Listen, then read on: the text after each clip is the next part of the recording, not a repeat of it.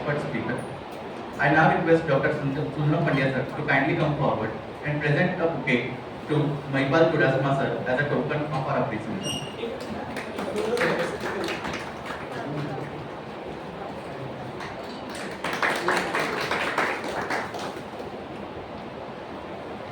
Thank you, sir. I would now invite Mahipal Chudasama sir to kindly come forward and take the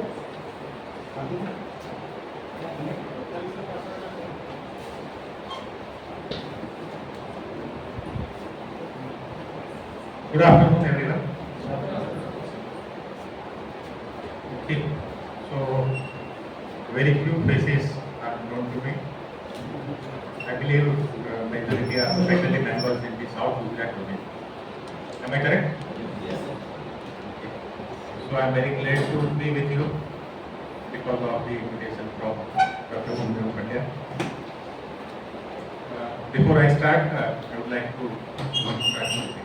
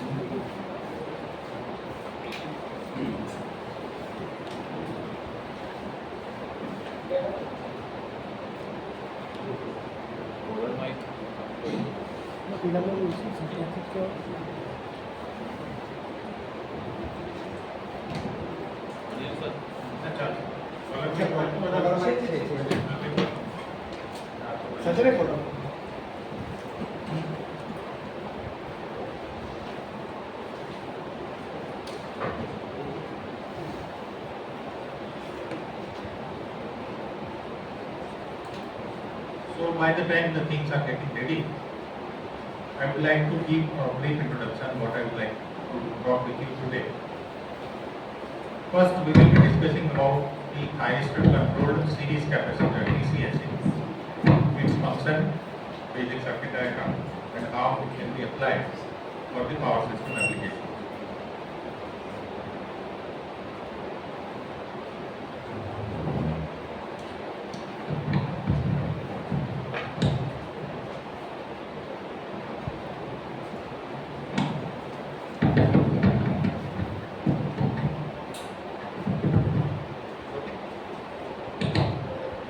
Am I audible? So we will be discussing about thyristor controlled series capacitor TCSC, series compensator TCSC. Then we will be discussing about subsynchronous resonance SSR. And finally, we will conclude with the application of TCSC for SSR application.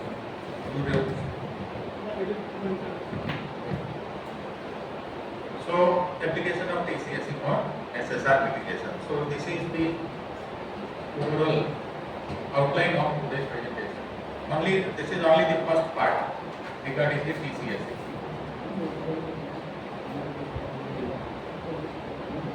Now, TCSC is not a new term today. It is already there. It is already there in installation, even in India as well as across the globe. But if you see, the last line is majority of the TCSC installations are FC TCSC. That means a part of the compensation is provided by fixed capacitor and the remaining part is provided by TCSC. This is because of the cost perspective. Because TCSC, which includes these switches, thyristor switches, 6 switches, and of the high power rating, they are costly. Even the control circuit is also needed. There are other associated aspects also. So in terms of the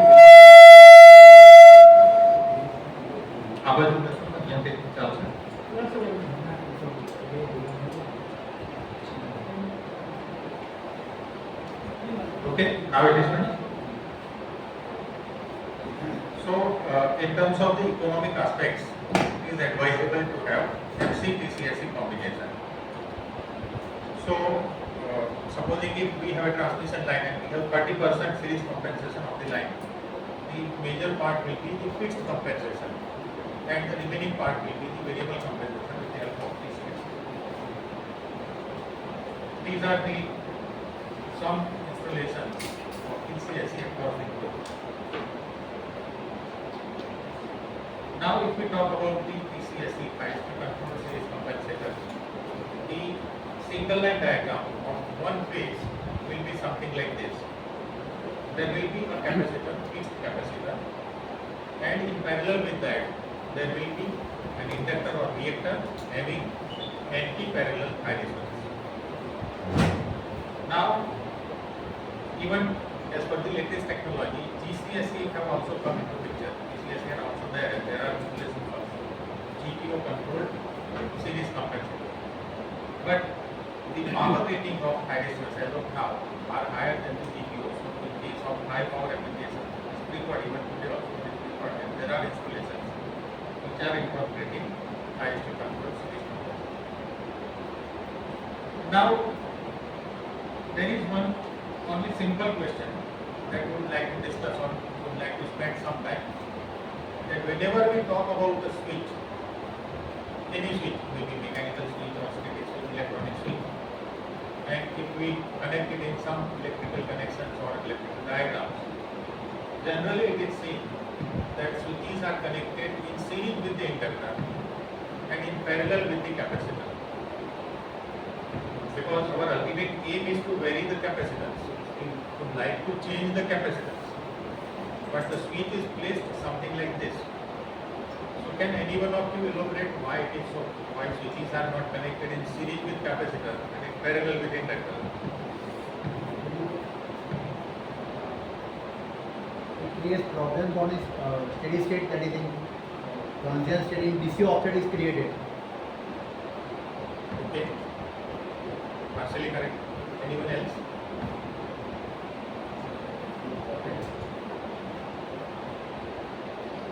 Okay. If we talk about the basic characteristics of elements, say inductor and capacitor. Inductor has the basic characteristic of opposing the rate of change of current.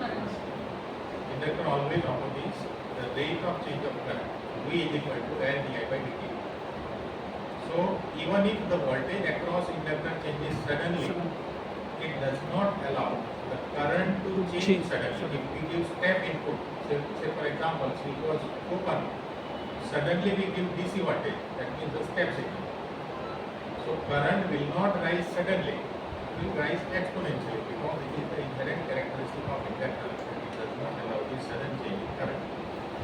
So if the switch is placed in series with the inductor, it will indirectly protect the switch against high di by dt.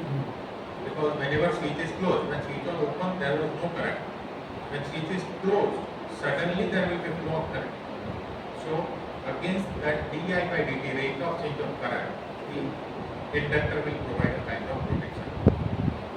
Similarly, in case of capacitor, capacitor has the nature changing, it opposes the rate of change of voltage.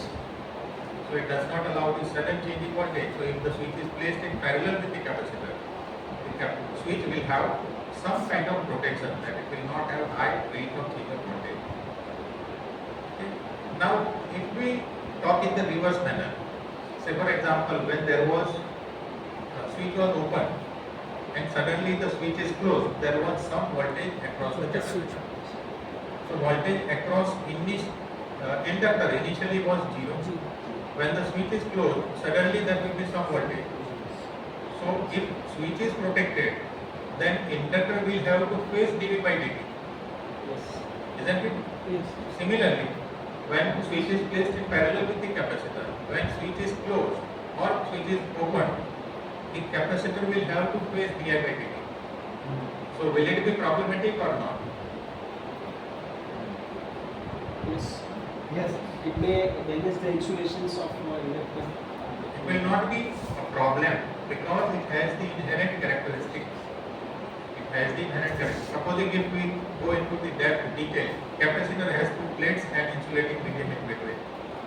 So even if certain voltage is applied, the charge will be accumulated. The current is not actually going to cross the insulation.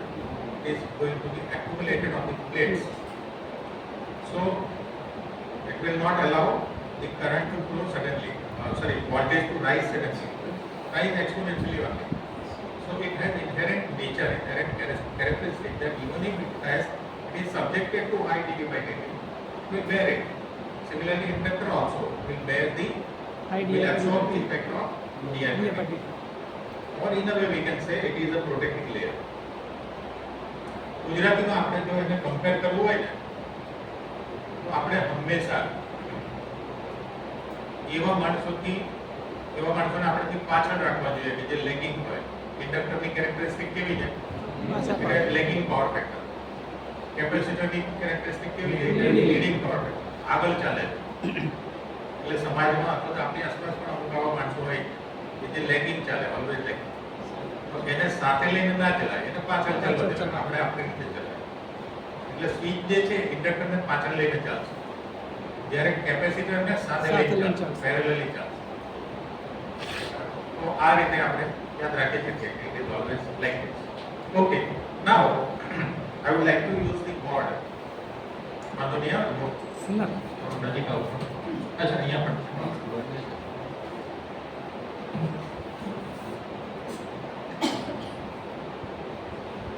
now how the reactance is changed in case of TCSC.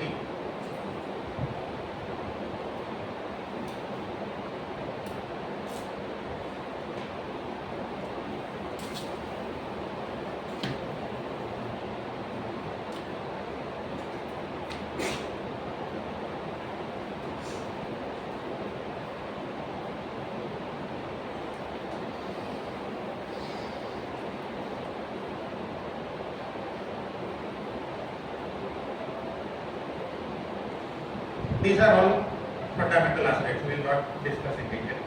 The overall reactance offered by this device, XPCSC, will be equal to XL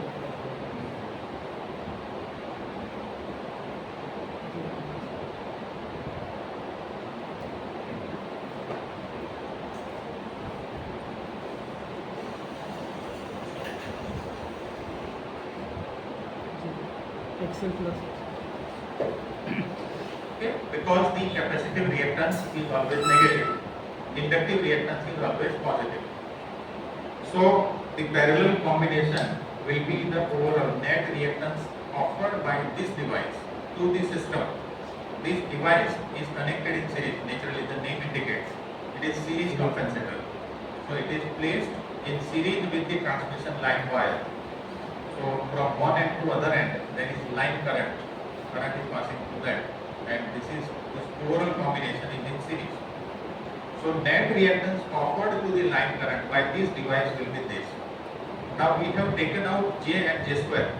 So these all are now real numbers. XL is equal to 2 pi FL, XC is equal to 1 upon 2 pi FC. Now J is no more inside. So from these two, we will be getting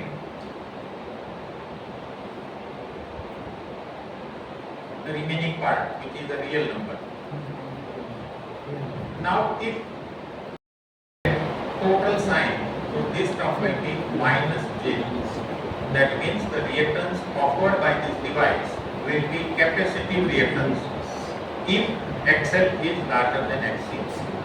If XL is lesser than XC, then this device, overall reactance offered by this device will be inductive. Okay? So TCSC can work. It is not used in that way, but it can work as an inductor also. It can work as a capacitor also. Variable capacitor also, variable inductor also. Now, this XL is not fixed XL, but it is XL alpha. Now, what is that alpha? Alpha is the firing angle given to this switch. Both the switches. Depending on the firing angle, You can keep the inductor in circuit, you can take out the inductor from the circuit, on off. You can keep the inductor in circuit, take out from the circuit. Only limitation is, we have thyristor, so we have the command to switch on. We do not have the command to switch off. Switch off will be done only when the current will be naturally zero. Okay, so natural zero crossing will be the off command and on command can be controlled. So that is the functionality of DCS. Next, sir. છે ત્યાં છે Sorry. ના વાંધો નહીં છે ત્યાં આગળ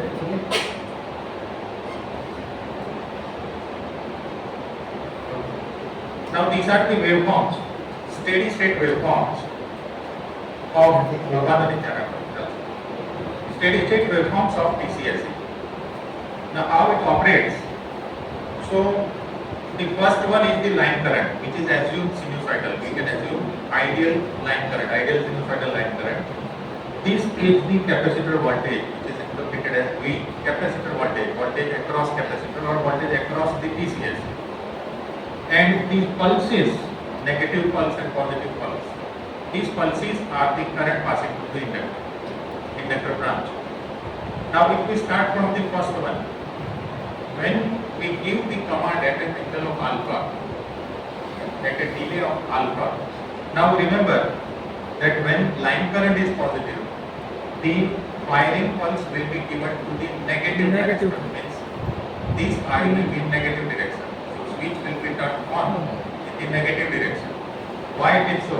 Because when this is positive, from this waveform you can see that capacitor voltage will be negative. So pulse will be given to the negative switch. And when the negative switch is closed, say for example, this is normal plus minus direction. In AC we cannot give plus minus, but let us say for a moment, this is normal positive direction. So capacitor voltage is negative in the sense plus is here, minus is here. So when we give pulse to this switch, this will be closed. So current will flow through this inductor in this direction.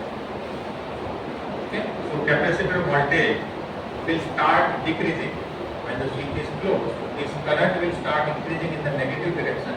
Capacitor voltage will start decreasing. The capacitor will start discharging. In a way we can say, will start discharging. When this current is zero, the current will be this voltage is zero, current will be maximum. Inductor current will be maximum. And when the capacitor voltage starts becoming positive, now the polarity is reversed. Switch is closed, this switch is closed, polarity is now reversed. So now the voltage starts opposing the current. And after some time, the current will come to natural zero. We have the operation of DC. Now the XL, I have written the word XL alpha. Depending on the value of alpha, this magnitude will change. Because if the alpha is kept equal to 90 degree, it has no time to rise. It has no time to change. So when it is 90 degree, the inductor current will not be there. It will be zero. Capacitor voltage is also zero. If we reduce from 90, 89, 87, 86, there will be some pulses, positive, negative, positive, negative. And as we go on reducing alpha, there will be more and more pulses. Okay? Now, if we want to find out the inductive reactance with respect to alpha, what we have to do? We have to find out the fundamental component of this current, I current, because this is not pure sine wave. So we have to extract the fundamental component of that I, and that fundamental component of current and fundamental component of voltage, ratio of that two will give us the XL alpha. Okay, there is equation also. It is given in the theory, some books is there. So we can derive some equation that some alpha into something is equal to XL. And if we substitute that XL alpha into this equation, we will get the equation of XTCSE. So ultimately, XTCSE is a device which offers variable capacitive reactance or inductive reactance depending on the firing angle alpha. Okay? So I hope this concept is clear to all of you. Yes. Good. Next one. Now this is the characteristic. You can see the figures written here. Okay. Okay, value of XL at fundamental frequency is this, and value of XC is this. These are the realistic figures. So when this angle, go back to the waveform. Supposing if we choose that we are keeping the angle 90 degree. So what will be the XL alpha in that scenario?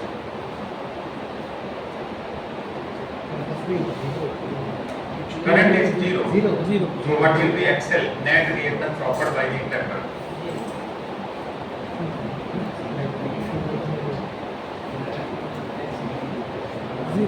Zero. Suppose we have some voltage, we have some impedance. We go on increasing impedance. If the current becomes zero, what is the value of impedance? Infinite. So if we keep the value of alpha equal to 90 degree, then the impedance offered by XL is infinite. Okay? Go back next. This is 2.56, but it is for the fundamental frequency. When alpha was 90 degrees, the inductance offered will be infinite, very large. So in that case, the net reactance is equal to XC only. Net reactance of XPCSC complete device will be XC only. When we decrease alpha, XL will start decreasing. XL will start decreasing. From infinity to it will go down to some level. So this is, now this starts decreasing. When this starts decreasing, the XPCSC increases, but in reverse manner. Because net X is negative, minus J into something, so net X is negative. So in negative direction, the X will change. So this is the period which is normally used for the TCSC operation.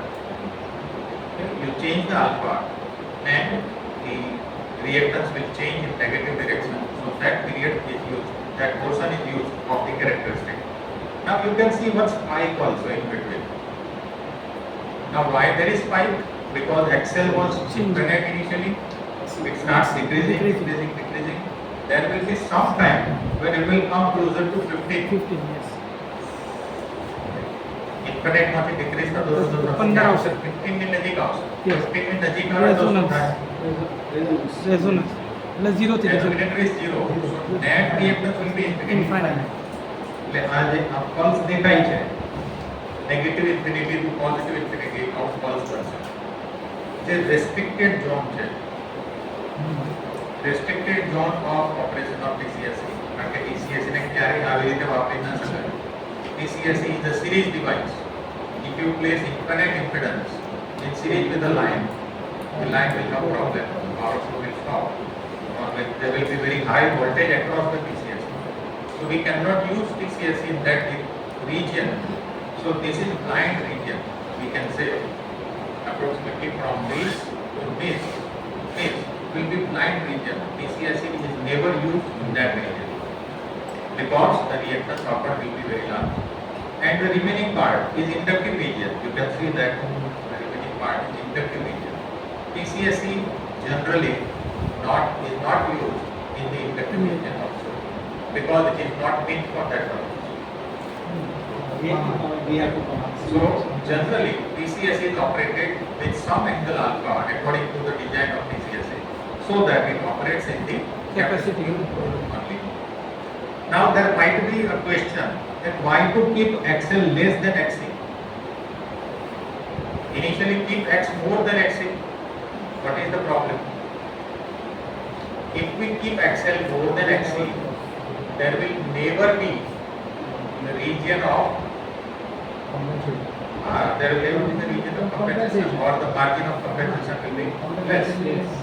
Will be less. Why not to keep XL very small? If we keep XL very small, then naturally we expect that the range will extend. But it will also have some limitations. Because if we think about this device, say for example there is 15% compensation. Assume that it is a 220 kV line. So So 420 kV line sending end and receiving end, there will be some drop between two ends. 15% of that voltage drop will be across this device. I into that 15% of I into X will be across this device. So if this is 15 and this is approximately 3, the current passing through this will be 5 times more than passing through this device. So if say for example line current is 100, the current passing through this device will be 500. 500. And that current is the current passing through the Switch. resistor. So rating of the switch needs to be increased. So there is a limitation in both the ways. We cannot keep axle very large and even we cannot keep axle very small. So design is done in such a way that what is requirement, what is percentage compensation requirement, what is the variation required, accordingly axle XCR design and switch ratings are selected. Okay, so that was regarding the design. Next. Now modes of operation of TCSA. TCSA is operated in 3 modes. It can be generally operated in 3 modes. One is blocked mode. Blocked mode is equivalent to keeping alpha 90 degree. If we keep alpha 90 degree, inductor will not come in picture. Or alpha keep 90 degree or do not give pulses to resistance. It's same, one and the same. So if we do not give any pulse to any resistor, only capacitor will remain in picture. So it will act as a fixed capacitor only. So that is known as blocked mode. Second mode is bypass mode. Across this plural combination, there is a bypass switch.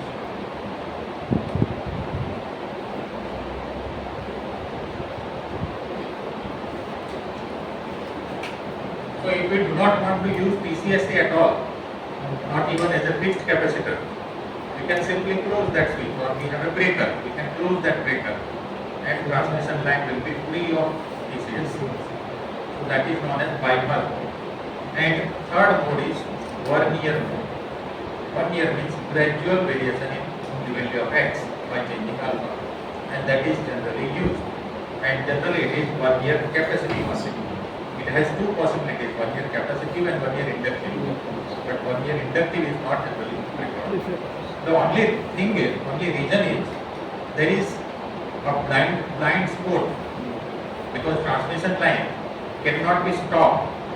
Transmission line current, if it is passing, we cannot stop the current, then change the alpha and bring it into inductive mode, and then again stop the line and bring it into capacitive mode. It is not possible. Suppose if capacitor TCSA is working and suddenly we change alpha, it has to cross the blind spot.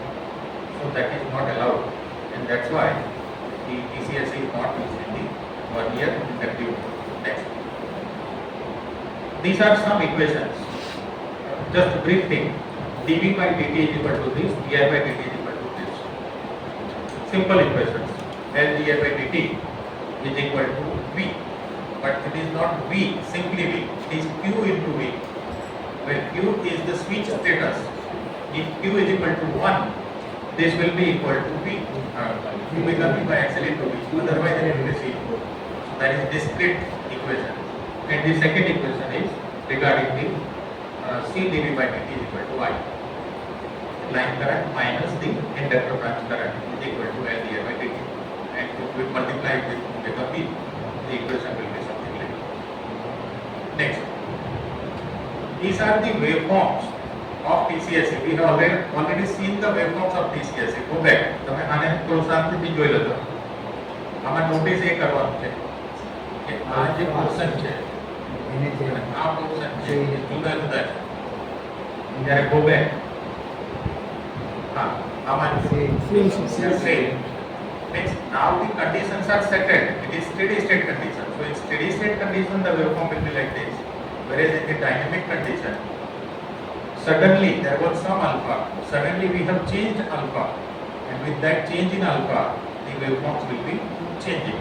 It may be decreasing also. It may be increasing also. આમાં decrease થાય છે કારણ કે alpha જે હતો એને close to 90 લઈ જાવ એટલે decrease થાય છે current. આ બાજુ લાવશો તો increase થશે. બદલાઈ રીતે possible. There are some angles, but right now we are not interested. State કે પાઈ કેટલો છે, ઝીટા કેટલો છે, સિગ્મા કેટલો છે, અને કન્ડક્શન એંગલ કહેવાય. Sigma is the conduction angle, the angle during which the TCS is conducting. So, next. Open loop and closed loop control, we will see examples, we will see live. Next. What are the applications of TCS in power system? So, there are major three applications. Power flow control. One application is power flow control.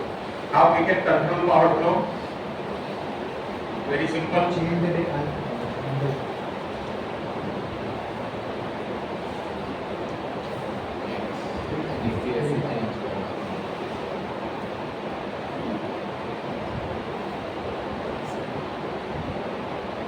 There is a transmission line, sending end voltage, receiving end voltage, and in between them there is a line which has RL, and we have placed some XTCSC in series. So net impedance of this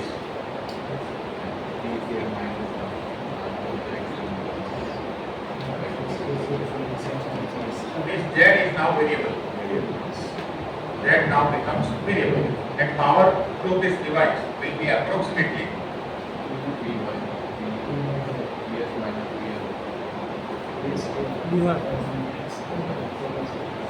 delta is the phase angle difference between these two, which is approximately, remember, it is not exactly this, it is approximately this.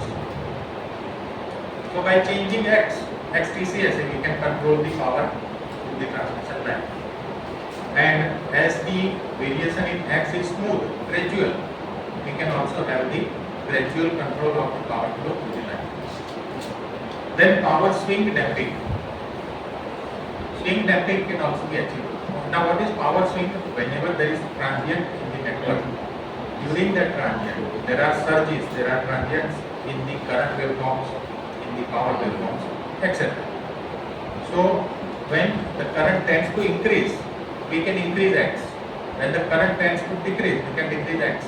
So we always oppose the change in current or the swing, and accordingly the swing can also be controlled. And third one, which we will be discussing in today's lecture itself, that is SSR damping, subsynchronous resonance damping. Okay? So I am not discussing in detail because we are going to talk about it later on.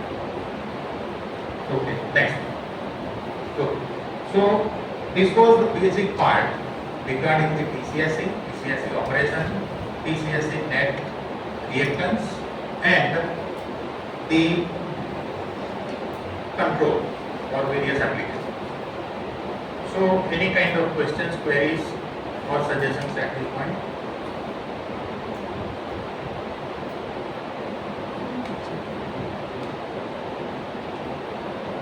Okay, very clear? Yes.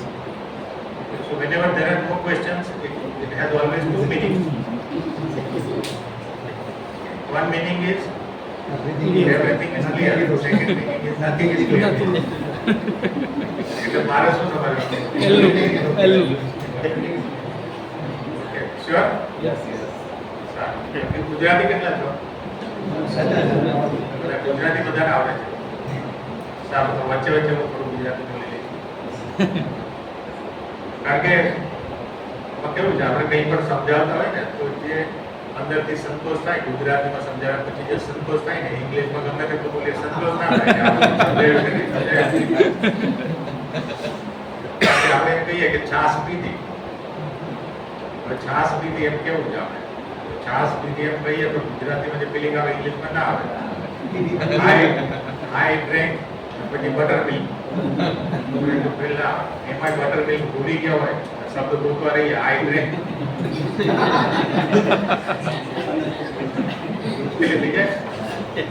એટલે થોડું વચ્ચે વચ્ચે બોલી છતાં કઈ ના સમજાય તો કહેજો. Okay, now we will discuss about the live examples of open loop and closed loop control. So with MATLAB, calling the file. Okay, so this is the simulation of basic TCSA. Now, this is MATLAB simulation, right? By the way, to clarify, it is MATLAB simulation. Now, whenever we do MATLAB simulation, I'm not very sure, but more than 90% MATLAB simulations are based on the SIM power system block set. We do not bother about the equations and all that. We take resistor from the library, we take inductor from the library, capacitor from the library, even we take TCSE from the library. Everything is taken into it. We connect them and finally we press run button and simulation is done. So that is with the help of SIM power system block set. In that, the complete thing, the work is done by someone else.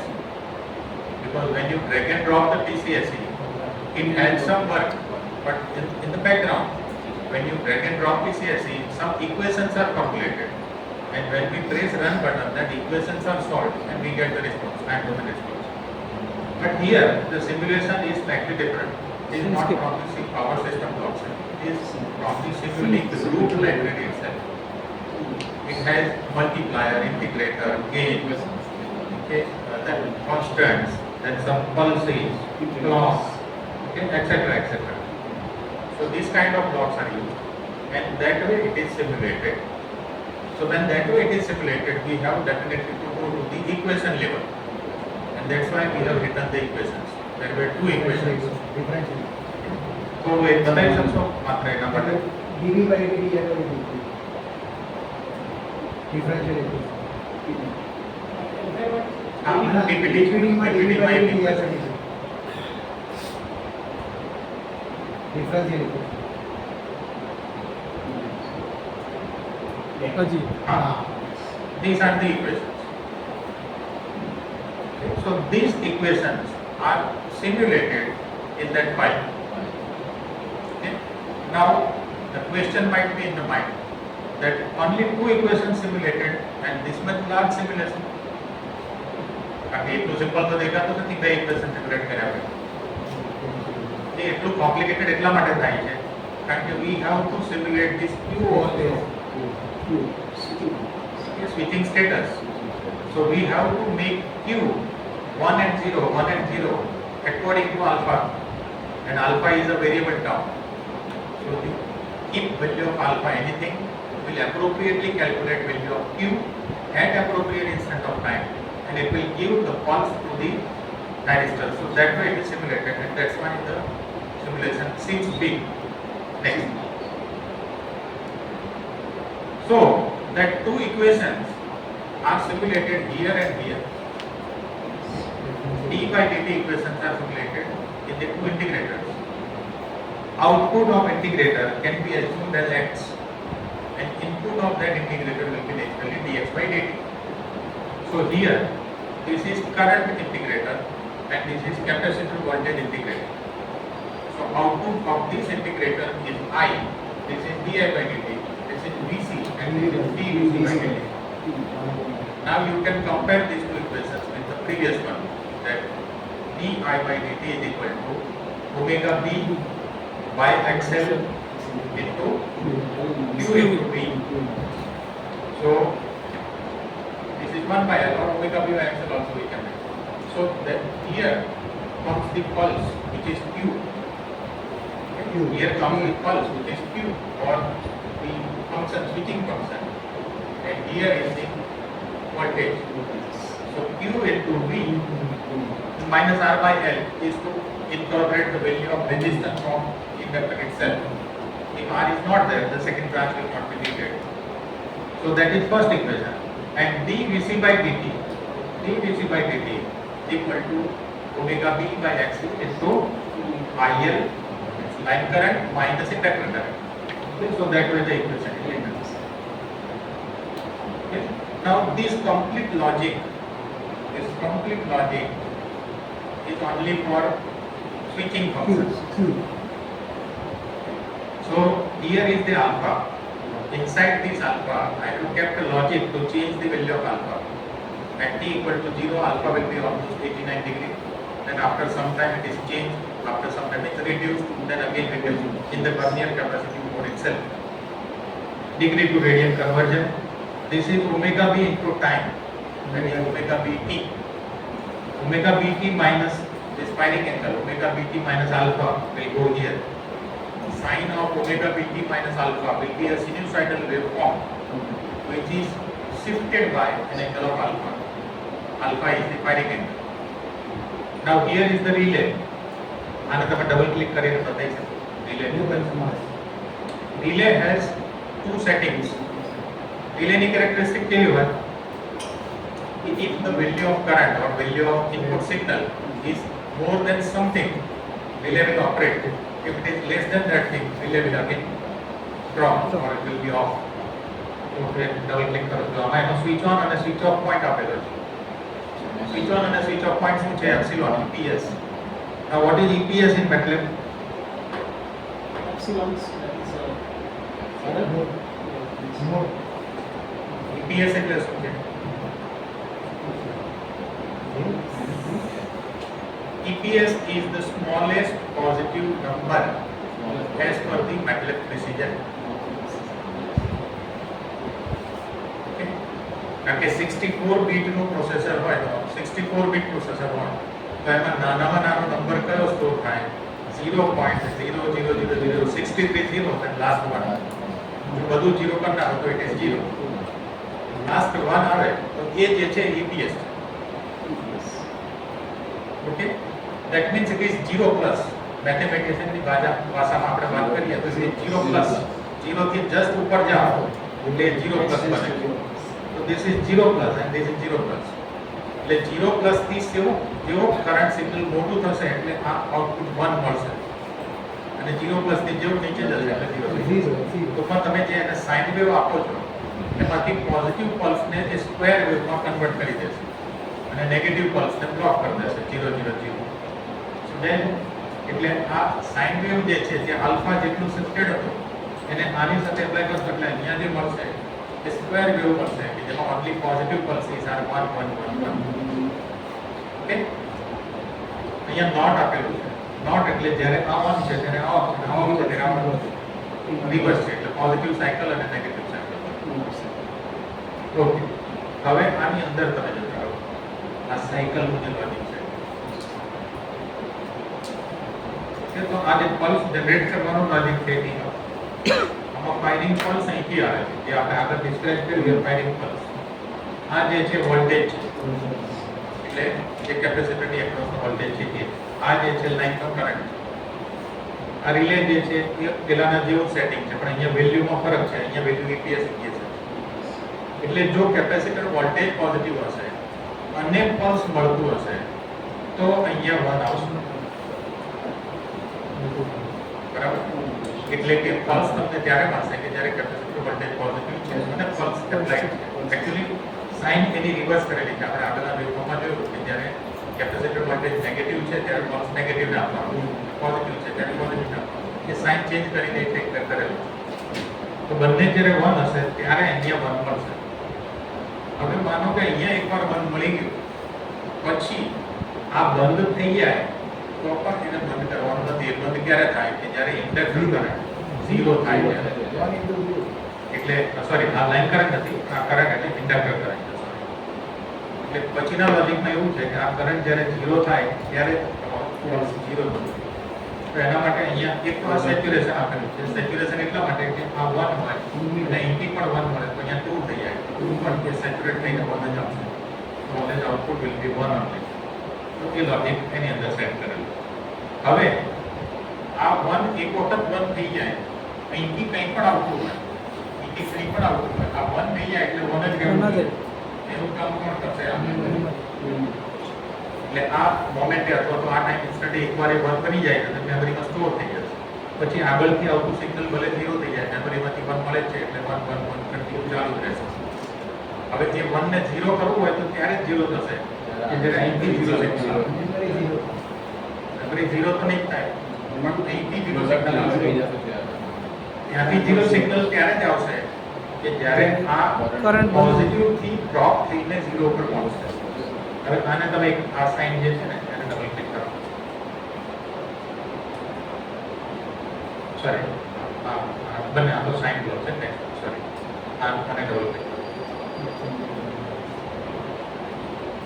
આ છે ને -0.5 -0.5 રાખેલું. એટલે જે 0 positive 0 crossing છે ને ત્યારે આનો આઉટપુટ 0 નહીં થાય એટલે કે પોઝિટિવ 0 ક્રોસિંગમાં આઉટપુટ 0 નહીં થાય નેગેટિવ 0 ક્રોસિંગમાં આઉટપુટ 0 થશે અને એ જ્યારે 0 થાય ત્યારે તમારો પલ્સ સ્ટોપ થઈ જશે એક વખત આ સ્ટોપ થઈ જાય એક વખત આ સ્ટોપ થઈ જાય એટલે અહીંયા 0 આવશે એ 0 મેમરી સ્ટોર થઈ જશે અને હવે તો આ 0 હોય આ 0 હોય તો એટલે જે થાઇરિસ્ટરનું લોજિક છે ને કે એક વખત પલ્સ આપો અને આઉટપુટ બંધ થાય પલ્સ મળ્યો એ મળ્યો તો પછી મળેલો જ રહે. મળેલો જ રહે. અને પછી જેવો કરંટ 0 થાય એટલે તમારો બંધ થઈ pulse પણ બંધ થઈ જાય.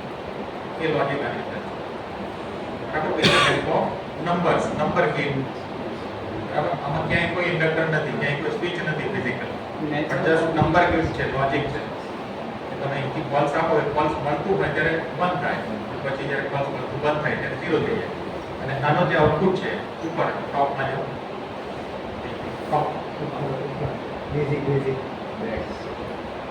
આનો જે આઉટપુટ છે એ ક્યાં જાય છે અહીંયા એટલે પલ્સ જ્યારે મળે ત્યારે આ ઇક્વેશનમાં Q1 બને એટલે સ્વિચ ઓન થાય ત્યારે Q1 છે પછી ઇક્વેશન એ પ્રમાણે એક્ઝિક્યુટ થશે અને જ્યારે 0 હશે ત્યારે એ પ્રમાણે ઇક્વેશન અને કન્ટિન્યુઅસલી ઇક્વેશનને સોલ્વ કરતા જાઓ તો તમને કરંટ અને વોલ્ટેજના વેવફોર્મ મળશે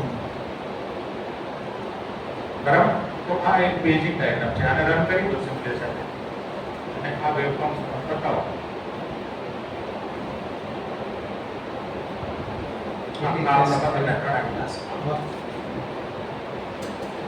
ऑटो स्केल करें ऑटो स्केल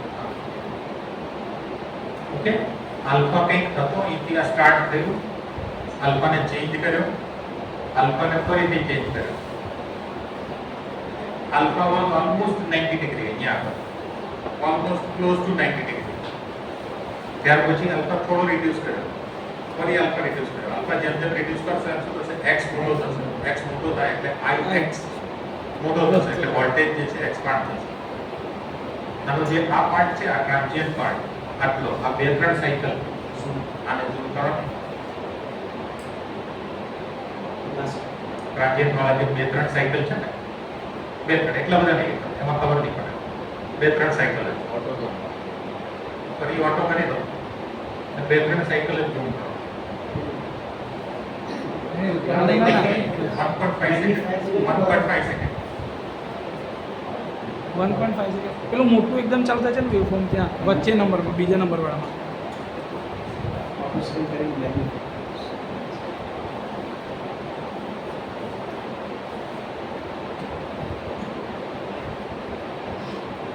જો શરૂઆતમાં સર almost લાઈટ 90 હતો. લાઈટ બંધ જે કરો લાઈટ બંધ કરો લાઈટ બંધ કરો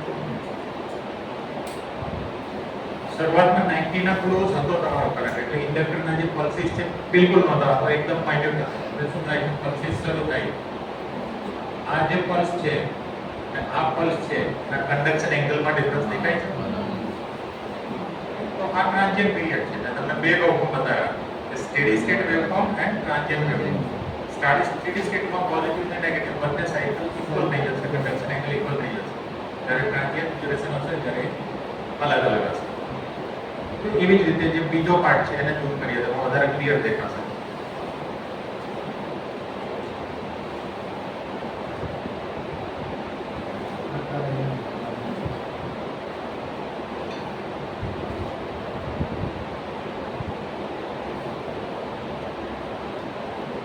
જો આના તો વધુ આગળ જશો એટલે સ્ટેડી સ્ટેટ થશે પણ આ આખો ટ્રાન્ઝિયન્ટ ડ્યુરેશન તમે અલ્ફા ચેન્જ કર્યો તો 2 3 4 સાયકલ સુધી there is transit in the circuit finally it will stabilize તો આ કયો કંટ્રોલ થયો આમાં આપણે કંટ્રોલ શું કરીએ છીએ આલ્ફા કંટ્રોલ કરીએ છીએ ક્યાંથી કંટ્રોલ કરીએ છીએ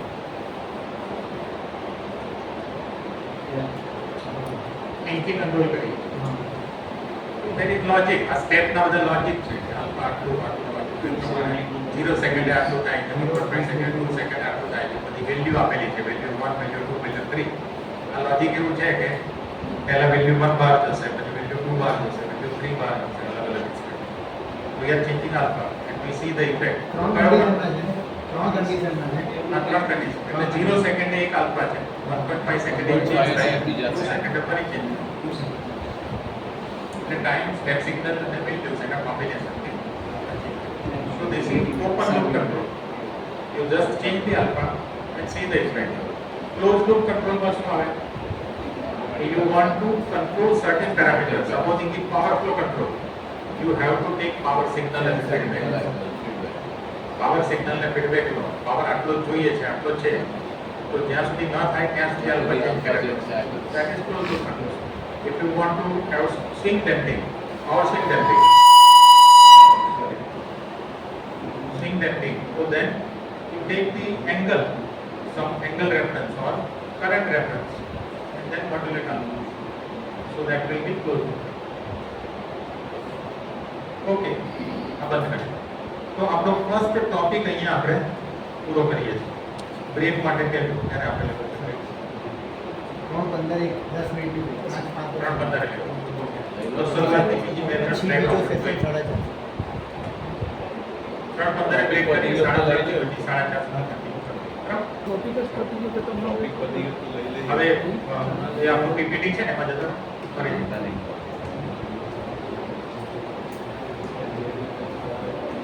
મજા આવે છે બધાને કે નહીં? કંઈ ફીડબેક હોય તો કહેજો. કારણ કે જુઓ, જે ઇન્સ્ટ્રક્ટર કે ટીચર હોય ને એના માટે સૌથી મોટી કઠણાઈ એ જ છે કે સામેથી કંઈ ફીડબેક ના આવે. એક ફીડબેક ભગવાને મિકેનિઝમ ગોઠવ્યું છે નેચરલી, અને એ એક્સપિરિયન્સ કે થોડું ટીચરમાં આવી જતું હોય. એ ફીડબેક છે ફેશિયલ એક્સપ્રેશન. તમારો જે ફીડબેક આમ મળતો હોય એટલો હું જોઈ શકું, પણ જો તમે એની સાથે સાથે ક્વેઝની સાથે વર્બલી પણ કંઈક આવે તો થોડો વધારે સ્ટ્રોંગ ફીડબેક. અને હંમેશા ઓપન લૂપ સિસ્ટમ જે છે એ વધારે અનસ્ટેબલ હોય. ક્લોઝ લૂપ સિસ્ટમ હોય તો Feedback ઇફેક્ટિવ રહે. ઓકે, એટલે કંઈ પણ હોય તો કે મારું કહેવાનું પાસે છેલ્લી બે ત્રણ સ્લાઇડ આમાં બાકી છે. હા, ઓકે, નેક્સ્ટ આના પછી. હા, હવે આપણે જે બીજો ટોપિક લેવો છે આ application of TCSC for SSR damping, sub-synchronous resonance damping. Next. Now, what is sub-synchronous resonance? So, sub-synchronous resonance is an electrical power system condition where the electrical network exchanges the energy with the turbine governor or turbine generator mechanical system. It is a kind of electromechanical oscillation or electromechanical phenomenon. Mechanical turbine અને જનરેટરની આખી એક rotating assembly છે કે જેનું mechanism છે અને એક electrical system છે, એ બંને એકબીજા સાથે કનેક્ટેડ. કેવી રીતે કનેક્ટેડ છે? તો ટર્બાઇન રોટેટ થાય છે, એના કારણે જનરેટર રોટેટ થાય છે, ઇલેક્ટ્રિસિટી પ્રોડ્યુસ થાય છે, એ ઇલેક્ટ્રિકલ નેટવર્કને આપો. તો નેટવર્કમાં જે ટ્રાન્ઝિયન્ટ આવે એ ટ્રાન્ઝિયન્ટની ઇફેક્ટ ટોર્કમાં આવશે, ઇલેક્ટ્રિકલ ટોર્કમાં. કારણ કે કરંટમાં જે ફેરફાર થાય છે એ પ્રમાણે ફ્લક્સ બદલાશે, ફ્લક્સ બદલાય એટલે ટોર્ક બદલાશે. તો કે ટોર્કની ઇફેક્ટ મિકેનિકલ ડિવાઇસ ઉપર આવશે અને મિકેનિકલ ડિવાઇસની જે ઇફેક્ટ છે એ કરંટ ઉપર આવશે અને ટોર્ક ઉપર આવશે. So it is an electromechanical phenomena. Electric સિસ્ટમમાં કંઈક થાય છે એની મિકેનિકલી અસર છે, અને મિકેનિકલમાં કંઈક થાય છે એની ઇલેક્ટ્રિકલ અસર. So that kind of phenomena in which the turbine generator exchanges the energy with electrical network at one or more of the natural frequencies of the combined system below the sub-synchronous speed. આનું નામ સબ synchronous resonance એટલા માટે છે, ખાલી resonance નથી, સબ synchronous resonance છે. કારણ કે આ મોટા ભાગે સબ સિંક્રોનસ ફ્રીક્વન્સી ઉપર થાય છે. સબ સિંક્રોનસ એટલે કેવી? તો સિંક્રોનસ ફ્રીક્વન્સીથી નીચે, સુપર સિંક્રોનસ એટલે સિંક્રોનસ કરતા ઉપર. એટલે 50 હર્ટ્ઝ ને આપણે 2π વડે મલ્ટીપ્લાય કરી દઈએ એટલે 2πf, તો જે 314 સમથિંગ આવે એ આપણી રેડિયન ફ્રીક્વન્સી થઈ ગઈ. તો એ ફ્રીક્વન્સીથી નીચેની જે રેન્જ છે એમાં આવી ફેનોમેના થાય છે, એટલા માટે સબસિંક્રોનસ. હવે આવું શા માટે થાય છે? What is the cause, root cause of SSR? તો root cause of SSR is capacitor itself.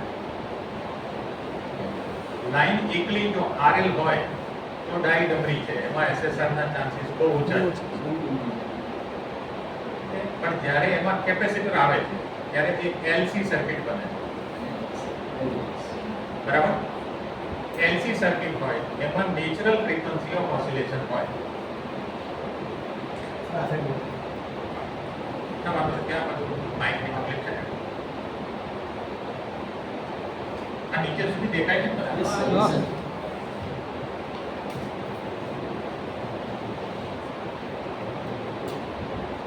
Natural frequency of oscillation LC circuit નું શું હોય?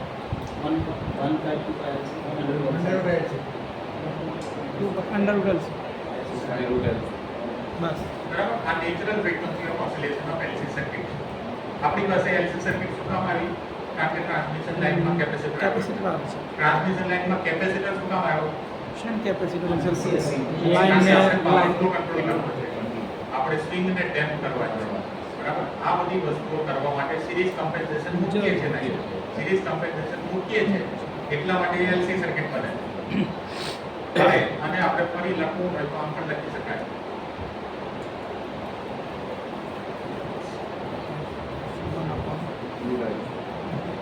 ઓમેગા અને natural frequency Natural. Oscillator omega N કહીશું.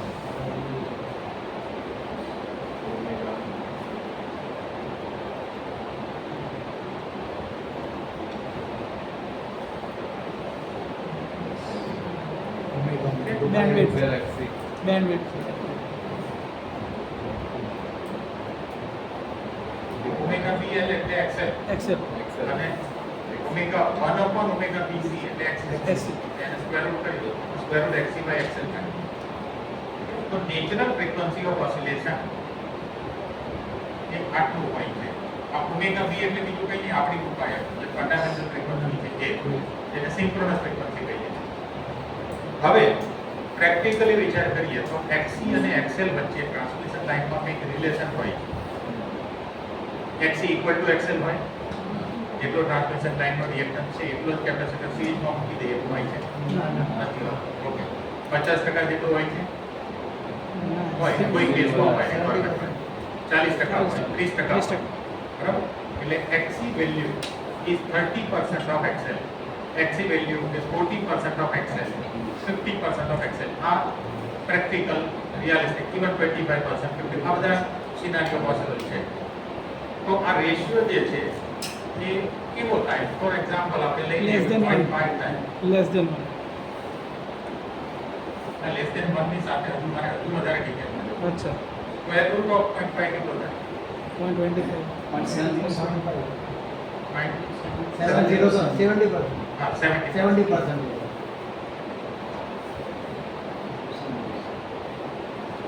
એટલે natural frequency of oscillation or the series compensated transmission lines or power system networks is around 70% of the fundamental frequency. It may be around 80% of fundamental frequency, 60% of fundamental frequency, 40% of fundamental frequency, depending on the percentage compensation selected. Barabar? Okay. Now, whenever there is transient, अच्छा अब एक બીજું sentence આમાં કઈ રહી નથી નતું ને. હા, આ આપણે સમજાયું કે એલસી હોય છે એટલા માટે આમાં આવા ટ્રાન્ઝિયન્ટ થાય. Next, these frequencies appear to the generator rotor as modulations of the base frequency. હવે બેઝ ફ્રીક્વન્સી નો કરંટ તો પાસ થાય જ છે નેટવર્કમાં. એ તો આપણે જનરેટરમાં જે એનર્જી આપીએ છીએ એનર્જીના કારણે 50 હર્ટ્ઝ નો પાવર ફ્લો થાય છે. હવે જ્યારે કોઈ પણ ટ્રાન્ઝિયન્ટ થયો તો એલસી ઓસિલેશન થવાનું. એલસી ઓસિલેશનની ઇફેક્ટ આની સાથે ક્લબ થવાની. બરાબર?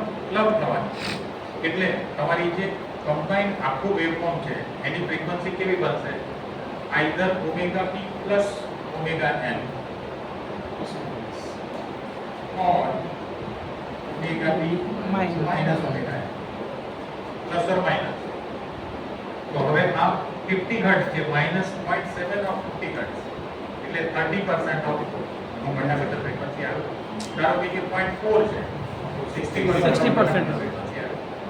તો જ્યારે પણ ઇલેક્ટ્રિકલ નેટવર્કમાં કોઈ ટ્રાન્ઝિયન્ટ થશે, ફોલ્ટ થશે, ત્યારે 60% ઓફ ધી ફંડામેન્ટલ ફ્રીક્વન્સીના ઓસિલેશન નેટવર્કમાં દેખાશે, નેટવર્કના કરંટમાં દેખાશે.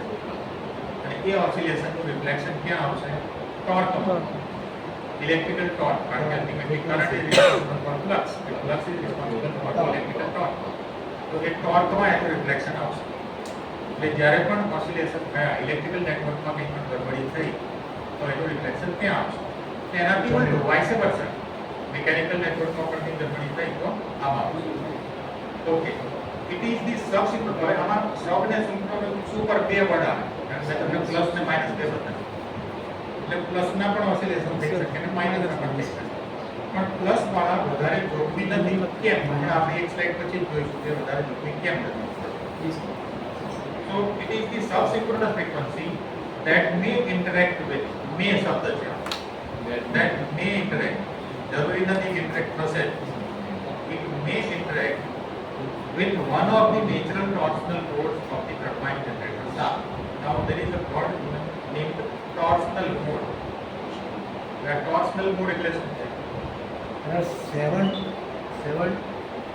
LP, HV, there are 7 shafted, no, same shaft is connected with 7 differential pressures. Okay, next આપો ને, એક next slide. આ ફોટોગ્રાફ છે. Torsional. All the subclasses. બરાબર, આ actual જે સાઇઝના પાવર પ્લાન્ટ હોય 220 મેગાવોટના પાવર પ્લાન્ટ જે હોય એમાં તમારી રોટર સાઇઝ ઓલમોસ્ટ 10 ફીટ કે 12 ફીટ જેટલો ડાયામીટર રોટર એવું હોય અને એમાં આવા બધા અલગ અલગ સેગમેન્ટ હોય. ટર્બાઇન એટલે આપણે એવું નહીં સમજવાનું કે ટર્બાઇન એટલે એક ટર્બાઇન જે ફેરવે છે જનરેટર.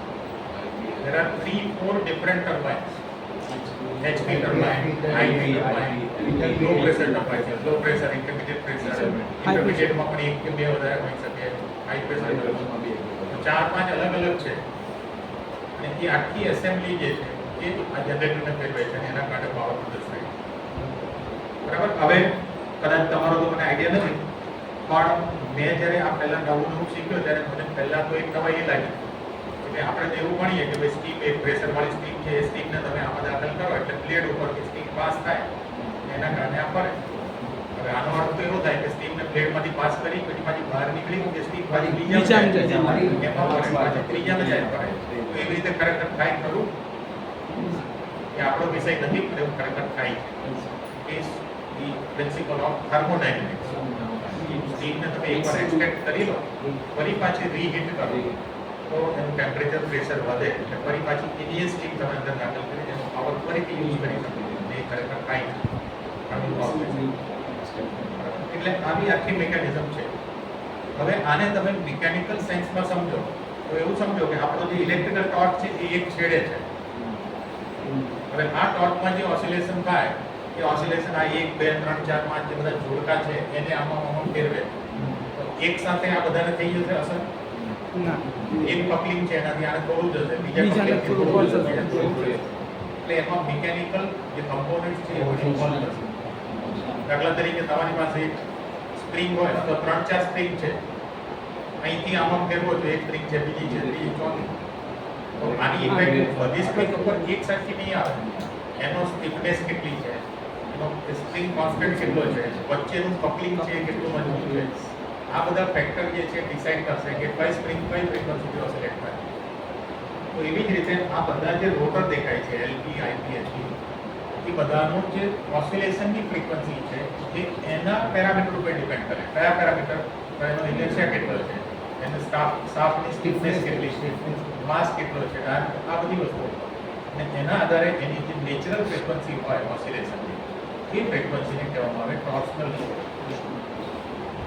જે શબ્દ વાપર્યો છે ને ટોર્શનલ મોડ બેક એ ટોર્શનલ મોડ છે one of the natural torsional modes of the turbine generator shaft, thereby setting up the conditions for an exchange of energy at a subsynchronous frequency with possible torsional cutting edges of the turbine generator shaft. હવે આ જે phenomena છે ને તે આપણે બહુ સ્કૂલમાં ભણતા કે જ્યારે બ્રિજ ઉપરથી પસાર કરવામાં આવે લશ્કરને ત્યારે એને માર્ચ કરાવવામાં ન આવે Resonance theory. એના જેવું છે. તમે એક સરખા બધાના સ્ટેપ ફૂટ સ્ટેપ એક જ રિધમમાં એક જ ફ્રીક્વન્સીમાં પડે તો એ ફૂટ સ્ટેપનું પ્રેશર અને બીજા ઓસિલેશન એ બે જો એક સરખા થાય તો બ્રિજ કોલેપ્સ થઈ જાય. પતિ તો આ જે ઇલેક્ટ્રિકલ નેટવર્ક છે તે ટોર્કથી કંઈક ડિસ્ટર્બન્સ આપે છે અને આ મિકેનિકલ છે એ પણ કોઈ ફ્રીક્વન્સીથી ઓસિલેટ થાય છે. આપણે હિંચકો નાખતા હોય છે, હિંચકો નાખતા હોય તો દરેક વખતે હિંચકો પાછળ જાય એ વખતે આપણે પગથી ઢેલો મારીએ તો વધતો જાય વધતો જાય વધતો જાય. તો એ જ ફેનોમેના એસએસઆરનો થાય. ઇલેક્ટ્રિકલ નેટવર્કનું જે ટોર્ક અને મિકેનિકલ રોટેશન એ બંને જો મેચ થઈ ગયા તો એવી કન્ડિશન ઊભી થાય કે આ ઓસિલેશન ગ્રો થયા કરે અલ્ટિમેટલી શાફ્ટને તોડી નાખે, શાફ્ટ ફેલિયર થાય અથવા તો શાફ્ટ તોડી ના જાય તો એકદમ બેન્ડ થઈ જાય, ખરાબ થઈ જાય, જે વાપરી ના શકાય. તો એવું જે થાય છે એનો જ નામ એસએસઆર સબસિન્ક્રોનસ રેઝોનન્સ. એમાં બે શબ્દ છે, સબસિન્ક્રોનસ અને રેઝોનન્સ. રેઝોનન્સ થવાથી થાય છે એટલે રેઝોનન્સ, અને સબસિન્ક્રોનસ ફ્રીક્વન્સી થાય છે એટલા માટે સબસિન્ક્રોનસ થાય છે. બરાબર. હવે સુપર સિન્ક્રોનસ વાળો પાર્ટ કેમ નથી? તો જનરલી જે મિકેનિકલ ડિવાઇસ એના જે રિયાલિસ્ટિક પેરામીટર, આપણે જે ઇલેક્ટ્રિકલના રિયાલિસ્ટિક પેરામીટર લીધા ને કે 30% 40% આવું કમ્પેન્સેશન લઈએ તો આવા આંકડાઓ આવે, એવી રીતે મિકેનિકલ સિસ્ટમના realistic parameter inertia, shaft stiffness આ બધું, તો એ જે પેરામીટર આવે છે એના આધારે જે નેચરલ ફ્રીક્વન્સીઝ આવે એ સિન્ક્રોનસ કરતાં ઓછી ફ્રીક્વન્સીઝ હોય. એટલે આ રેઝોનન્સ થવાની પોસિબિલિટી સબસિન્ક્રોનસમાં જ હોય છે, સુપર સિન્ક્રોનસમાં હોતી નથી. એટલા માટે સુપર સિન્ક્રોનસ રેઝોનન્સની આપણે ચર્ચા કરવી નથી. ઓકે, બસ આ એક બીજો ફોટોગ્રાફ છે કે જનરેટર તમે સાઈડમાંથી જુઓ તો આવું ઘણું બધું કોમ્પ્લેક્સ હોય છે, જે આપણે એના કુલિંગ માટે પણ ઘણી બધી મિકેનિઝમ હોય, સ્ટીમના ફ્લો માટે પણ હોય, પ્રોટેક્શન માટે પણ હોય છે. ઓકે, આટલું આપણે રાખીએ અને અહીંયા આપણે ઇન્ટરવલ લઈએ. We have 5 minutes.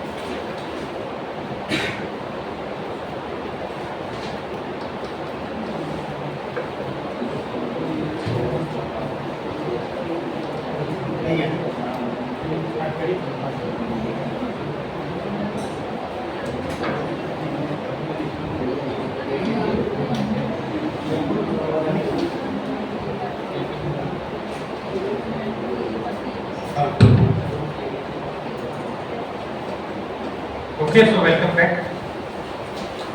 વિચાર થઈ ગયા બધા?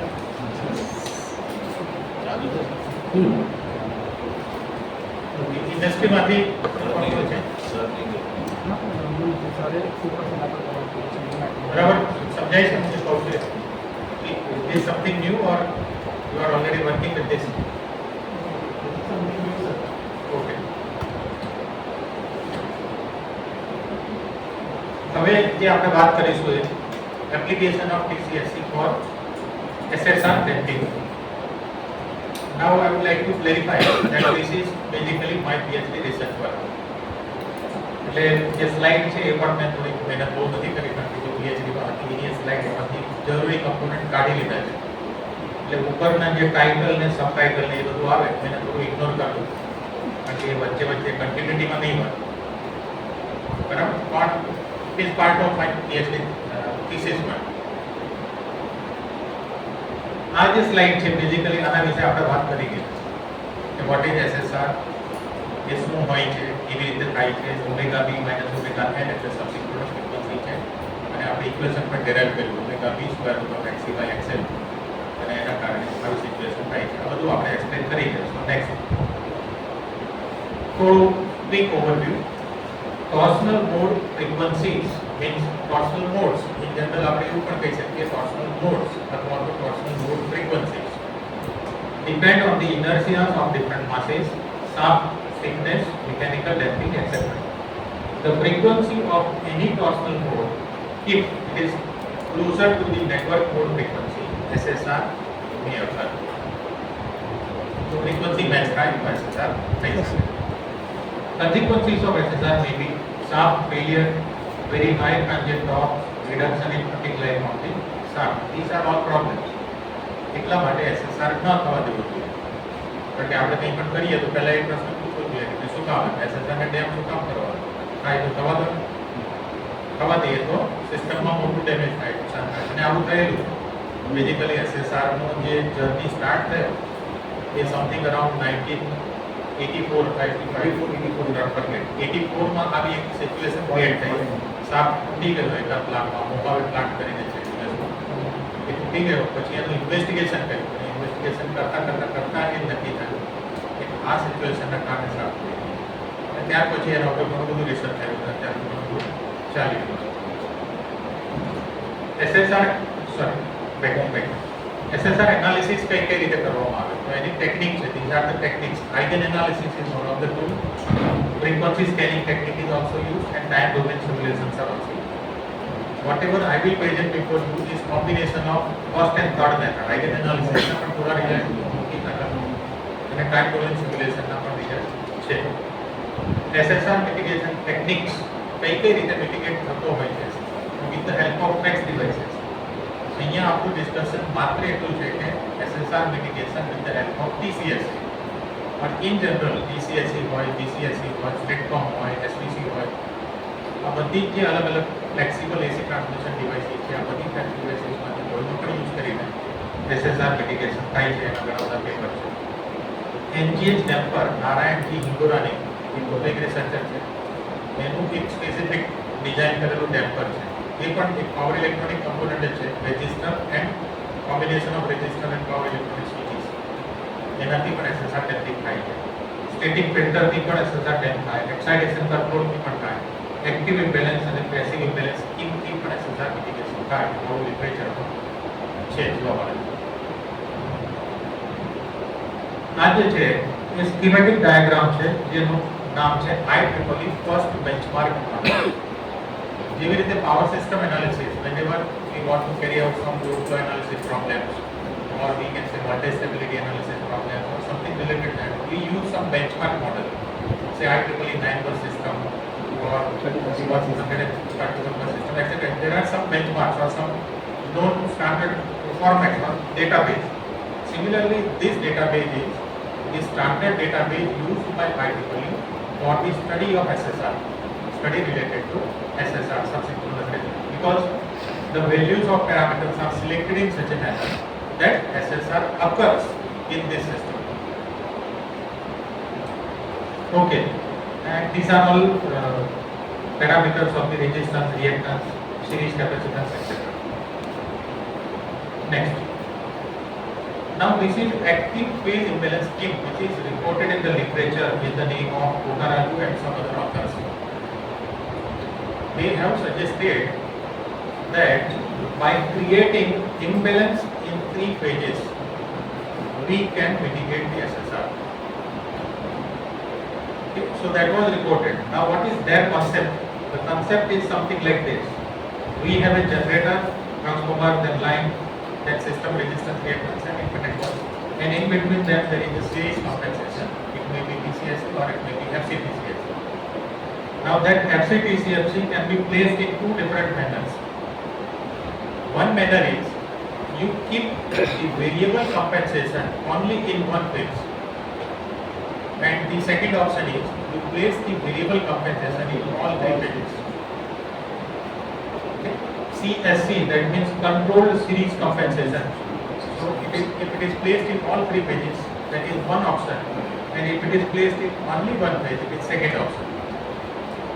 Now they have suggested, which Kokaraju and other authors have suggested, that we can mitigate SSR even by placing the controlled series compensation only in one phase. It is not necessary that we have to place the series compensation controlled compensation in all phases.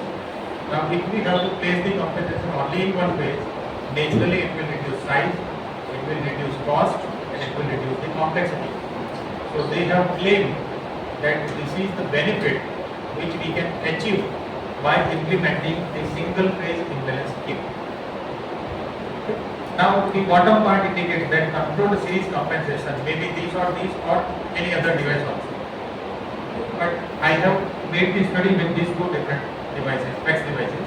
One is TCSC and second one is synchronous series compensator, static synchronous series compensator, LSC.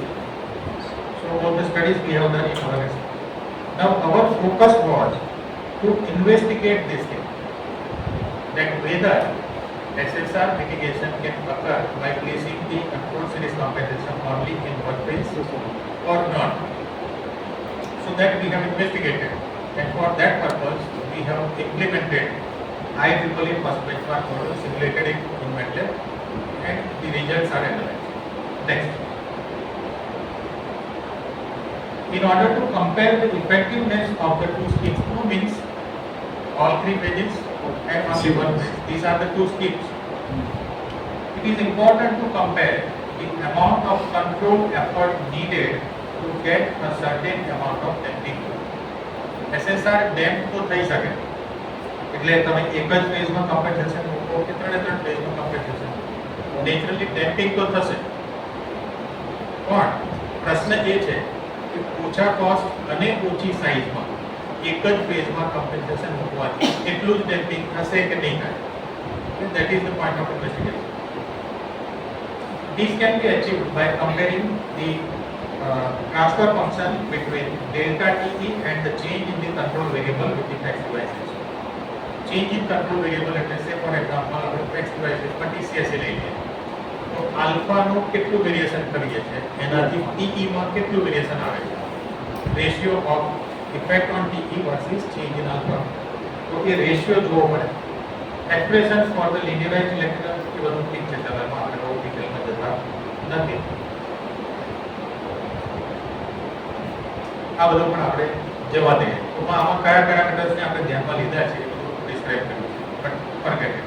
આપણે એટલું જ જોવું છે કે આનાથી control કેવી રીતે થતા. આ આપણું સ્ટાન્ડર્ડ જે ડિસ્કસ કરી ગયા છે transient condition of waveform TCSA અને ઇક્વેશન એ ઇક્વેશનને આપણે સિમ્યુલેટ કરેલા. નેક્સ્ટ આ ફર્સ્ટ બેન્ચમાર્ક મોડેલ છે જેમાં આ વસ્તુ આપણે રિપ્લેસ કરીએ છીએ એટલે એડ કરીએ છીએ આ વસ્તુ અહીંયા ઇન્જેક્ટ કરીએ છીએ એટલે આ વસ્તુ જે છે આઈધર આ છે અથવા આ છે એટલે TCSA મૂકેલું છે ત્યાં લેફ્ટ હેન્ડ સાઈડ ની ફિગર અને જ્યાં ટ્રિપલ SC મૂકેલું છે ત્યાં રાઈટ હેન્ડ સાઈડ અને આ સિંગલ ફેઝ સ્કીમેટિક છે પણ 3 ફેઝ સિસ્ટમ છે એટલે ત્રણે ફેઝ ની અંદર આઈડેન્ટિકલ ડેટા છે બધું અને ફર્સ્ટ બેન્ચમાર્ક મોડેલ યુઝ કરેલું છે કે જેમાં 6 ટાઈપના રોટેટિંગ માસીસ છે એમાં LP, LPP, IP, HP અને એક્સાઇટર્સ. નેક્સ્ટ હવે આ બધી થોડી વધારાની ઇન્ફોર્મેશન છે કે synchronous machine model 2.2. Now what is model 2.2? બે winding on D axis, બે winding on Q axis. Two windings on D and on Q axis. Synchronous machine model જે ડાયનેમિક એનાલિસિસમાં વપરાય છે એમાં અલગ અલગ રિસર્ચરે ઘણા બધા મોડેલ યુઝ કરેલા છે. તો 2.2 is a kind of decayed model કે જેમાં વધારે ડાયનેમિક્સ અથવા તો વધારે ફ્રીક્વન્સી અને ડાયનેમિક્સ ઇન્કોર્પોરેટ થાય. એનાથી લોઅર સાઈડ જાવ તો 2.1 આવે 1.1 આવે 1.0 આવે અલગ અલગ મોડેલ્સ કે જે એનાલિસિસ માટે યુઝ થાય. તો અહીંયા જે યુઝ કરેલો છે 2.2 મોડેલ છે.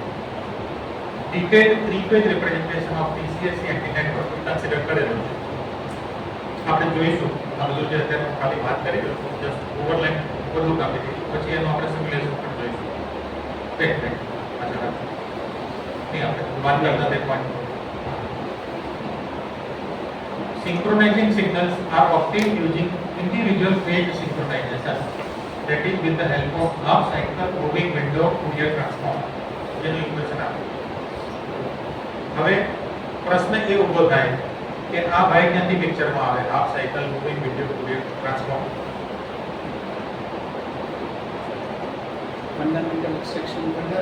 ફંડામેન્ટલ એક્સપેક્ટ કરવો પડે. જે લોકોને પાવર ઇલેક્ટ્રોનિક્સમાં થોડું વધારે નોલેજ છે અથવા સ્ટ્રોંગ છે તો તમને ખબર હશે કે જે બી ફાયરિંગ એંગલ આપણે કહીએ છીએ એ firing angle with respect to the zero crossing of certain fundamental component છે. હવે જ્યારે પાવર ઇલેક્ટ્રોનિક ડિવાઇસ કોઈ પણ સર્કિટમાં આવે ત્યારે એની પહેલી કેરેક્ટરિસ્ટિક એ છે કે સિન્યુસાઇડલ વેવફોર્મને થોડી મરોડી નાખે એટલે પ્યોર સાઇન વેવ રહેવા દેતું નથી.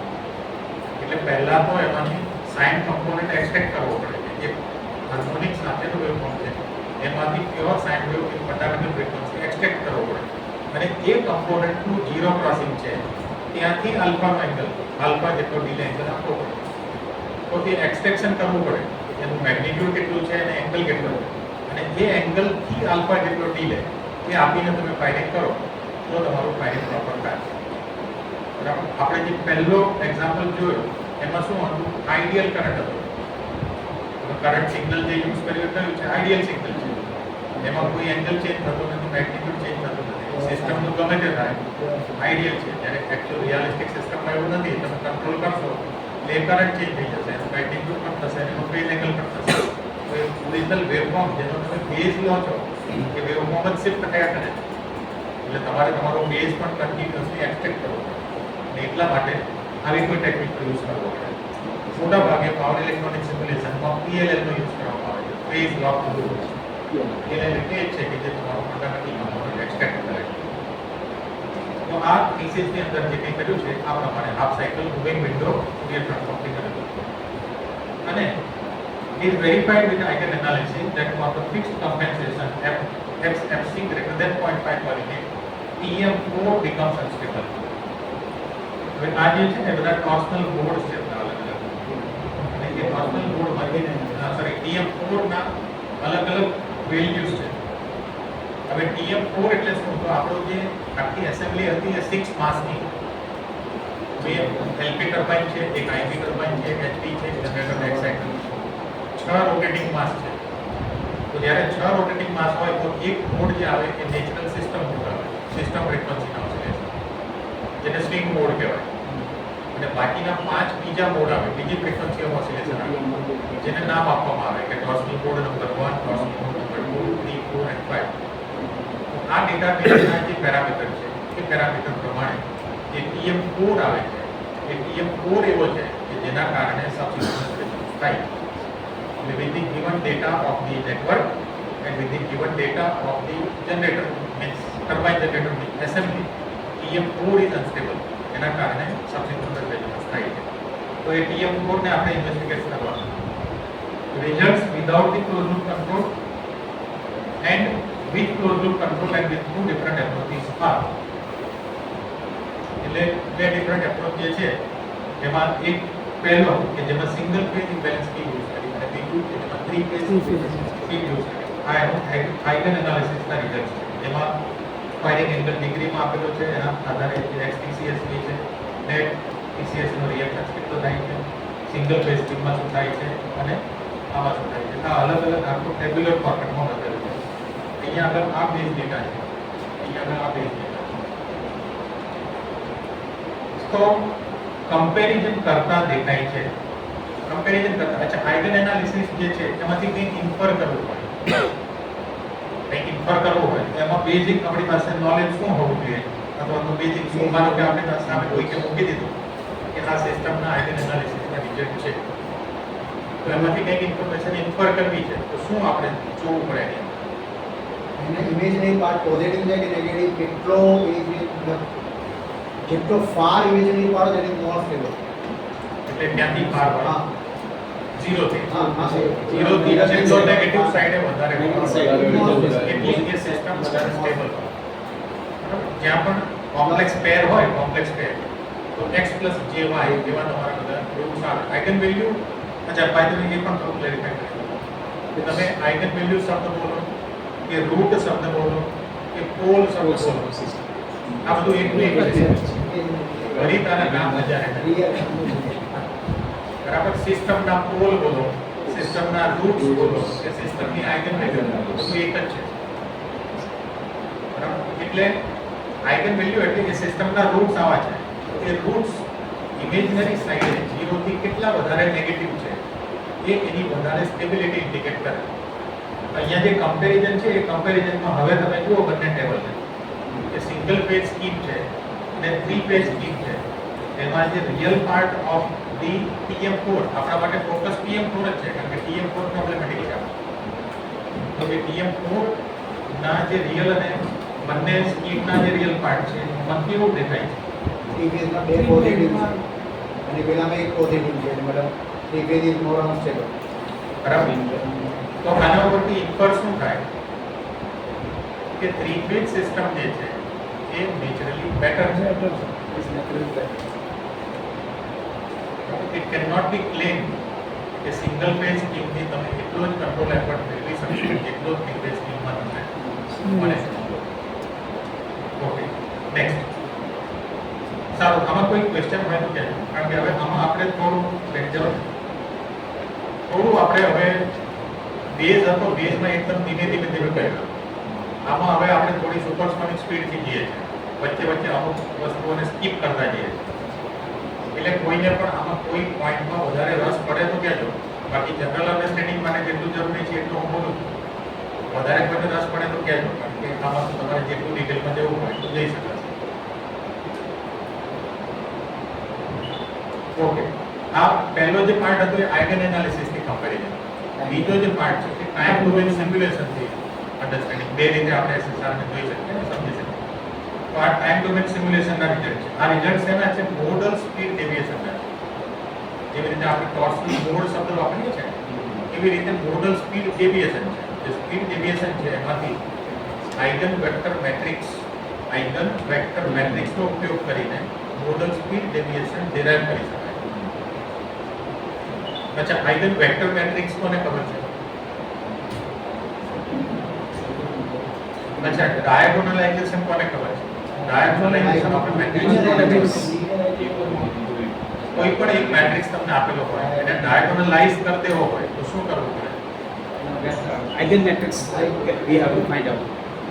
આઇગન વેક્ટર મેટ્રિક્સ લાવવો પડે અને P inverse into A into P કરો એટલે એ મેટ્રિક્સ ડાયગોનલાઇઝ થઈ જાય.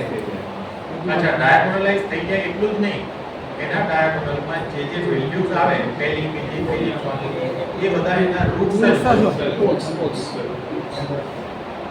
ઓકે.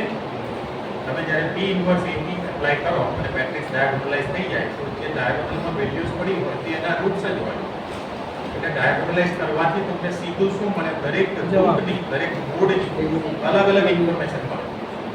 તો એવી રીતે જે આપણી એક્ચ્યુઅલ સ્પીડ ડેવિએશન હોય એને આઇગન વેક્ટર મેટ્રિક્સથી મલ્ટીપ્લાય કરીએ તો આપણને અલગ અલગ નોડનું સ્પીડ ડેવિએશન અલગ અલગ મળે.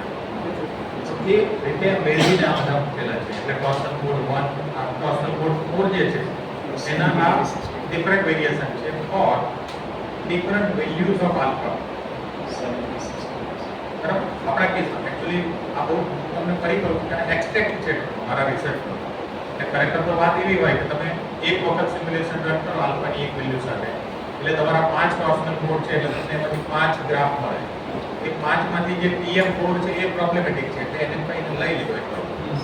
એ સિંગલ પેજ સ્કીમનો છે, થ્રી પેજ સ્કીમનો. પછી આલ્ફા બદલો ત્રીજી વેલ્યુ મળે એના બે કોડ આલ્ફા ત્રીજો તો પછી એ રીતે. તો તમે આલ્ફાના અલગ અલગ વેરિએશન સાથે દરેક વખતે કમ્પેરિઝન કરો છો સિંગલ પેજ સ્કીમ અને થ્રી પેજ સ્કીમ. તો એની અંદર જે ઇફેક્ટ જોવા મળે છે. જ્યારે સબસિક્વન્સ રેઝોનન્સ છે ત્યારે ટોર્સનલ મોડ 4 છે શું થાય છે? વધતો જાય અને આ સિમ્યુલેશન તો કેટલા સમય માટે છે? 0 થી 3 સેકન્ડ માટે. 0 થી 3 સેકન્ડ માટે. અને તમે જો એક્સપાન્ડ કરો તો ક્યાં પહોંચી સાવ ફેલિયર થશે. આ TCSC જે આપણે જોઈશું સિમ્યુલેશન પણ જોઈશું. કે તો આનાથી પણ એ વસ્તુ દેખાય છે કે સિંગલ પેજ સ્કીમ કરતા થ્રી પેજ સ્કીમ જે છે બેટર છે. અચ્છા, હવે જ્યારે કમ્પેરિઝન કરીએ ત્યારે હંમેશા ગ્રાઉન્ડ ઇક્વલ રાખીને કરવું પડે. તો એ ગ્રાઉન્ડ ઇક્વલ રાખવાનું ધ્યાન રાખેલું કે ભાઈ એક વેરિયેબલ અને સિરીઝ એનો ટોટલ રિએક્ટન્સ જેટલો થાય છે એટલો બાકીના બેમાં લો તો જ બેલેન્સ સિસ્ટમ થાય. એવી જ રીતે થ્રી પેજમાં કેટલું છે એ રીતે લઈને બંનેને કમ્પેર કર્યા. કમ્પેર કરતા આવા રિઝલ્ટ જોવા મળે. આઇગન એનાલિસિસ અને time domain simulation both says that three phase system is better. Next, આ ક્લોઝ લૂપ કંટ્રોલ સાથે છે. ક્લોઝ લૂપ કંટ્રોલ એટલે કેવું કે તમે ટોર્સનલ મોડ 4 ના જે ડેવિએશન છે PM 4 ના જે મોડલ સ્પીડ ડેવિએશન છે એનો ફીડબેક લો અને એ ફીડબેક કંટ્રોલર થ્રુ TCSC ને આપો ફાઇલિંગ એંગલ એડજસ્ટ કરો અથવા તો સ્ટેટિક સિરીઝ કમ્પેરેટર પર એમાં પણ મોડલ સ્પીડ ડેવિએશન પર ફીડબેક આપો અને ક્લોઝ લૂપમાં ચલો. તો એ પ્રમાણે આ ક્લોઝ લૂપ સાથેના રિઝલ્ટ છે. તમે પ્રીવિયસ ટેબલને આને કમ્પેર કરશો તો આ રિઝલ્ટ થોડા બેટર હશે. આની સાથે તમે એને કમ્પેર કરશો તો આ થોડા બેટર હશે. કે આમાં ક્લોઝ લૂપ નથી. ઓકે, તો એ રીતે પણ જોયું. પણ આમાં અગેન કમ્પેર કરવામાં એ છે કે બાજુના જે બે કોલમ છે સિંગલ પેજ સ્કીમ અને three page scheme. Single page અને થ્રી પેજ એમાં નેચરલી એ જ વસ્તુ રિફ્લેક્ટ થાય છે કે three page is more better. આ SSR ડેમ્પિંગ કંટ્રોલરનો બેઝિક સ્કીમેટિક ડાયાગ્રામ કે જે એટલે બેઝિક કંટ્રોલર છે કે જ્યાં મોડલ સ્પીડ ડેવિએશન ઇનપુટ છે, ડેલ્ટા ઓમેગા 4 ઇનપુટ છે, પછી એમાં વોશઆઉટ કોમ્પેન્સેટર ગેઇન અને આ રીતનું છે એટલે લિમિટર છે. લિમિટર મૂકવું પડે કારણ કે TCSC ને તમે પાછળ આજે બ્લાઇન્ડ સ્પોટ છે એમાં લઈ નહીં શકો, ઇન્ડક્ટિવ મોડમાં પણ લઈ જઈ નહીં શકો. એક લિમિટ ખાલી capacity મૂકવું છે. ગમે તેટલો કંટ્રોલરમાંથી આવે પણ હાર્ડ લિમિટ છે એટલે આ રીતના ચાલે. કોઈ લિમિટર છે તો આવું કંટ્રોલર છે ને જેનો આઉટપુટ TCSC બને. આ બધા એ કંટ્રોલરના પેરામીટર છે. નેક્સ્ટ આ કંટ્રોલર વગર અને કંટ્રોલર સાથે બંને છે સિંગલ પેજ અને 3 પેજ એ રીતનું કમ્પેરિઝન. બંને કંટ્રોલર સાથે પણ સિંગલ પેજ સ્કીમ અને 3 પેજ સ્કીમ. તો બીજામાં તમને એકદમ ડાયોડ દેખાય છે FS. પહેલામાં એટલું બધું સારું. Next okay conclusion. આખું અમે કર્યા પછી એટલે આ મારું conclusion regarding the research work ગોકારાજોને એનું જે પેપર હતું એનું ઇન્વેસ્ટિગેશન કર્યા પછી જે કન્ક્લુઝન બન્યું એ માત્ર બધાને જસ્ટ જનરલ નોલેજ માટે. Simplified analysis shows that the controllability of single page impedance scheme is 1/3 of the corresponding three-phase scheme. Simplified analysis એટલે કેવું છે મેં પહેલા એક શબ્દ વાપર્યો કે ડેલ્ટા આલ્ફા આટલો ચેન્જ કરીએ તો ડેલ્ટા ટી કેટલો ચેન્જ કેટલો થાય. change. એ સિમ્પ્લિફાઈડ એનાલિસિસ થઈ કે રેશિયો કેવો છે. એ રેશિયોથી પણ વેરીફાઈ કર્યું કે જે સિંગલ પેજમાં કંટ્રોલ એફર્ટ મળે છે એ 3 પેજ કરતાં 1/3 મળે. ઓછું.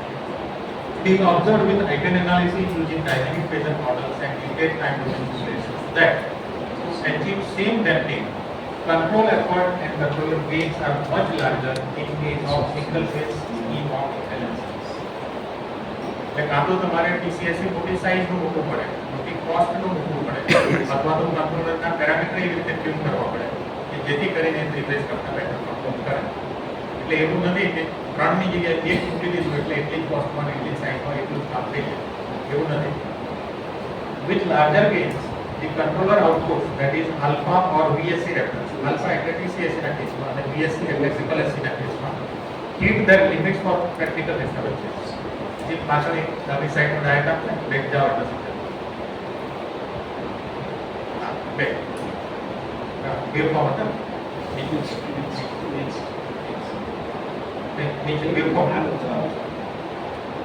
અને નીચે હા આ વેવફોર્મમાં શું છે કંટ્રોલર ટ્રાય તો કરે છે કે કંટ્રોલ કરીએ પણ જે સમયે એની લિમિટ હિટ થઈ જાય આલ્ફાની લિમિટ હિટ થઈ જાય તો પછી એનાથી વધારે ઓછું થઈ જાય. શકવાનું.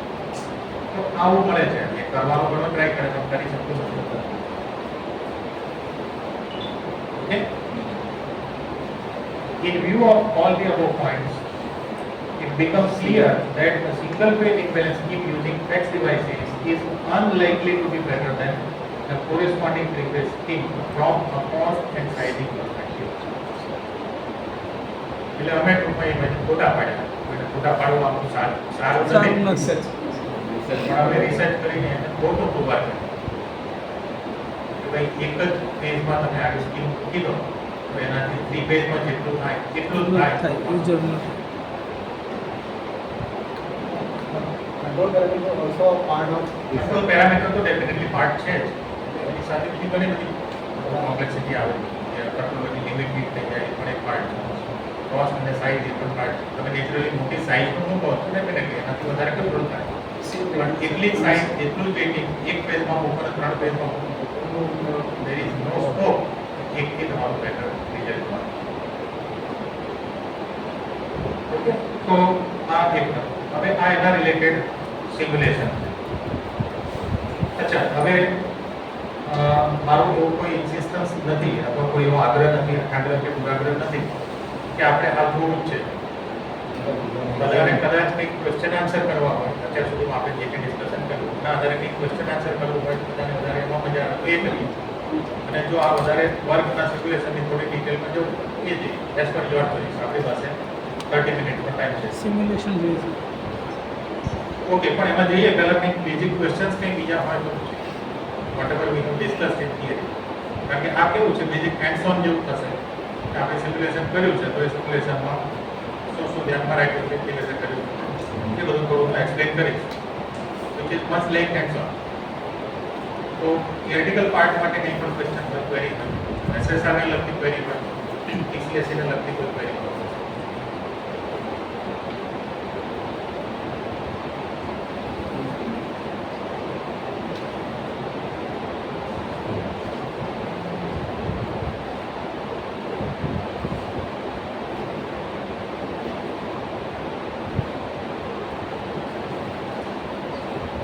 મારે તકલીફ આ બહુ રહે શાંતિલાલ શાહ ને તમે ટ્રાવેલ તકલીફ આ રહે હું સમજાવું પછી કોઈ કંઈ પૂછતું જ નથી એટલે મને કાંઈ મૂંઝવણ રહ્યા કરે સમજાવવાની રીત એટલી સોબર છે ને કે દરેક વસ્તુ ઇઝીલી એટલે મને મૂંઝવણ રહ્યા કરે હું આટલું 1.5 કલાક બોલ્યો કંઈક પડી ગયો પછી કેમ છે સર લોકેશન સાથે ડિપેન્ડન્સ હોય ને કે આપણે ક્યાં ઇન્સ્ટોલ કરીએ ડેફિનેટલી હોય કારણ કે લોકેશન ઉપર પણ આધાર રાખે અને તમે કઈ ડિવાઇસ વાપરો છો, કયા એપ્લિકેશન માટે વાપરો છો, આ બધું બહુ રિલેટેડ છે. જેમ કે તમે SSR બેન્કિંગ માટે વાપરો છો, સિરીઝ ડિવાઇસ વાપરો છો, તો મને લાગે કે આખી લાઈનમાં ગમે તે મૂકો, એ લાઈનમાં એનાથી ફરક ના પડે. એ લાઈનની જગ્યાએ બીજી લાઈનમાં મૂકો, definitely it will be difference.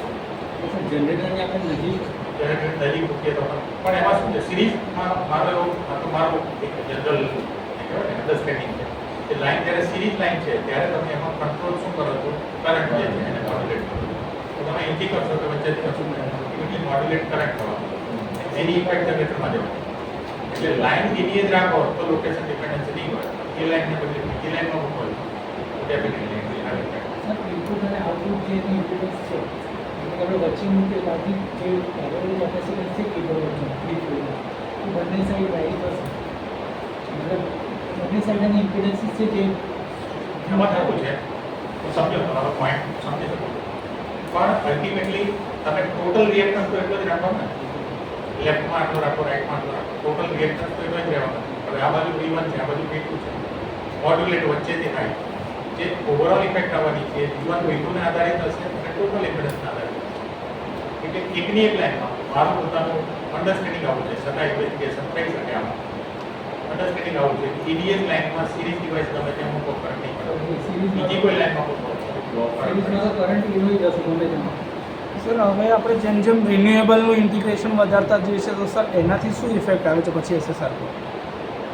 કે રિન્યુએબલ બી તો ઇન્ટિગ્રેટ થઈ જ રહ્યા છે તો જો SSR છે ઇલેક્ટ્રોમિકેનિકલ ફેનોમેના છે. પેલા હું મિકેનિકલ પાર્ટ ઇમ્પોર્ટન્ટ છે છે જ નહીં. છે જ. એટલે એનાથી બહુ મેજર ઇફેક્ટ ના આવે પણ એનાથી પોઝિટિવ ઇફેક્ટ આવી શકે. પોઝિટિવ ઇફેક્ટ કેવી રીતે આવી શકે કે દરેક રિન્યુએબલ ડિવાઇસ છે એની સાથે ઇનબિલ્ટ પાવર ઇલેક્ટ્રોનિક સર્કિટરી છે. Inverter પાવર છે. ઇલેક્ટ્રોનિક સર્કિટરી છે તો એનો ફાસ્ટ કંટ્રોલ એ હેલ્પ કરી શકે કે સિસ્ટમની અંદર આવી કોઈ ફેનોમેના હોય તો એ વખતે જે પાવર ડ્રોવલ અને પાવર સપ્લાય છે એને મોડ્યુલેટ કરે જેથી કરીને SSR ટેપ થાય. એટલે જનરેટ એના કારણે થયો છે એવું નહીં, જનરેટ બીજા કોના કારણે થયો તો એ મિટિગેટ કરી શકે, હેલ્પ કરી શકે. મિટિગેટ કરવા. અને એવા કદાચ રિસર્ચ પેપર પણ છે રિન્યુએબલ સોર્સિસ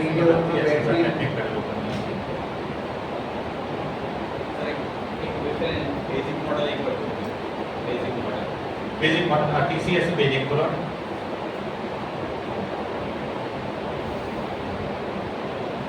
આ મોડલ જે છે આઈડિયાલિસ્ટિક મોડલ છે, ક્લેરિફાઈ કરું કે ધીસ ઇઝ આઈડિયલ મોડલ. કારણ કે એમાં લાઈન કરંટ આપણે ideal seven moment of inertia TCSE basic model આ પહેલું જે આપણે પહેલું શરૂઆત SSR કયું કે બેઝિક ગયું નીચે હા હા, હા છે. 6 માસ એક પાછળ કરો. હા. ઓકે ઓકે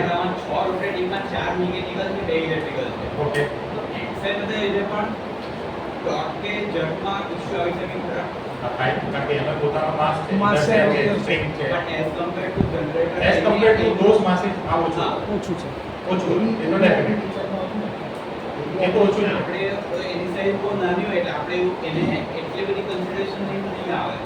હા તો ચાલે. એટલે જુઓ હું તમને એક સેકન્ડ અહીંયા કહીશ કે આ આખા બ્રહ્માંડની અંદર એક ઈશ્વર જ એવો છે, ભગવાન જ એક એવો છે કે જે કોઈ પણ વસ્તુનો સ્ટડી કરે અથવા તો કોઈ પણ વસ્તુનું ઇમ્પ્લિમેન્ટેશન કરે તો એમાં 1% એરર ના હોય અથવા તો 0.0% એરર ના હોય.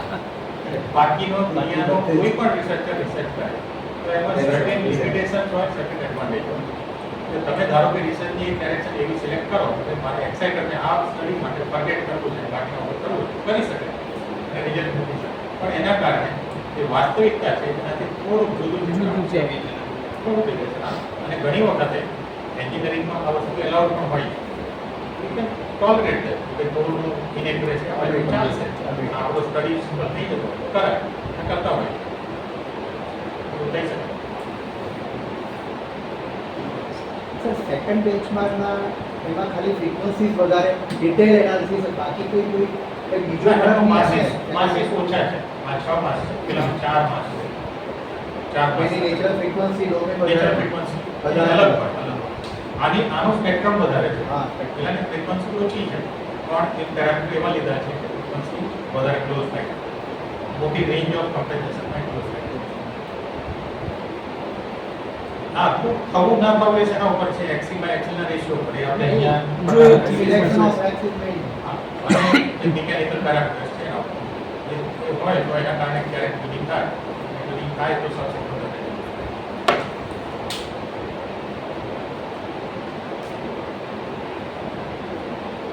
સર આ મોડેલ સિમ્યુલેશનમાં એના ટ્રાન્સમિશન લાઇનને બી લિનિયરાઇઝ કરીએ તો નહીં, આમાં બધું ડિટેલ સિમ્યુલેશન છે. તમને જે બતાવી છે એમાં બધું ડિટેલ સિમ્યુલેશન એટલે એક તો કોઈ અલ્ટરનેટિવ લિનિયરાઇઝેશન નથી. લિનિયરાઇઝેશન કર્યું છે, ક્યાં કર્યું છે કે આ આખું જે સિમ્યુલેશન છે એની આઈગન વેલ્યુ લેવા માટે ત્યારે એને લિનિયરાઇઝ કર્યું છે. હા હા આખું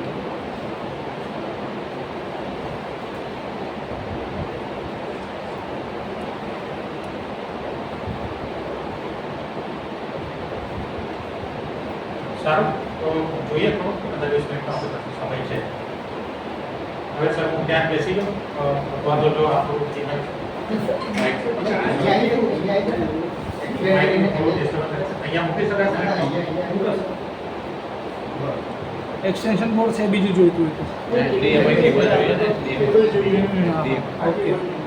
ઓકે, સારું, હું અહીંયા બેસું તો સ્ક્રીનમાં કોઈને ના બધાને બરાબર દેખાય છે?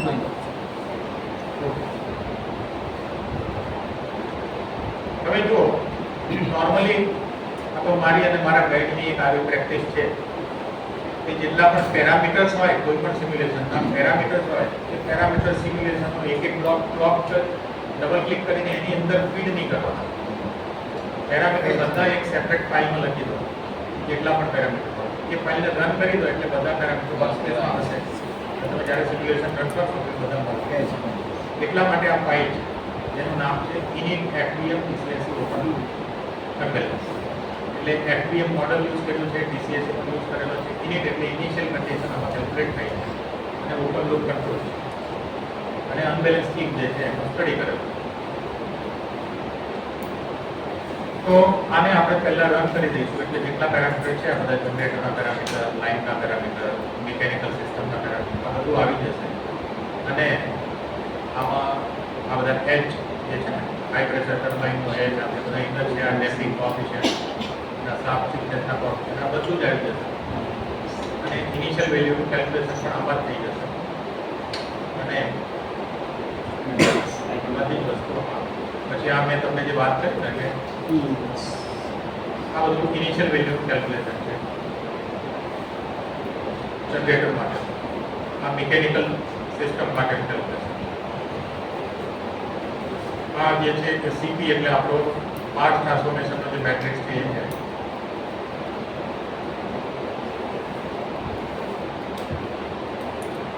આ ક્યુ જે છે ને ક્યુ એ આઇગન વેક્ટર મેટ્રિક્સ છે જે લિટરેચરમાં આપેલો છે કે આ એફવીએમ મોડલ જે છે તો આઇગન વેક્ટર મેટ્રિક્સ આ છે. એટલે આ મેટ્રિક્સની જ્યારે આપણે એક્ચ્યુઅલ સ્પીડ ડેવિએશનને મલ્ટીપ્લાય કરીએ તો આપણને ટોટલ સ્પીડ ડેવિએશન મળે. એના માટે આ ક્યુ હોય છે. આટલું ફાઇલ નંબર છે. હવે આ ઓવરઓલ સિસ્ટમમાં આ રેસ્ટ ઓફ ધ સિસ્ટમ છે. રેસ્ટ ઓફ ધ સિસ્ટમ એટલે TCSE સિવાય બધું જ. અને આ જેટલું બહાર દેખાય છે એ માત્ર ને માત્ર TCSE બરાબર.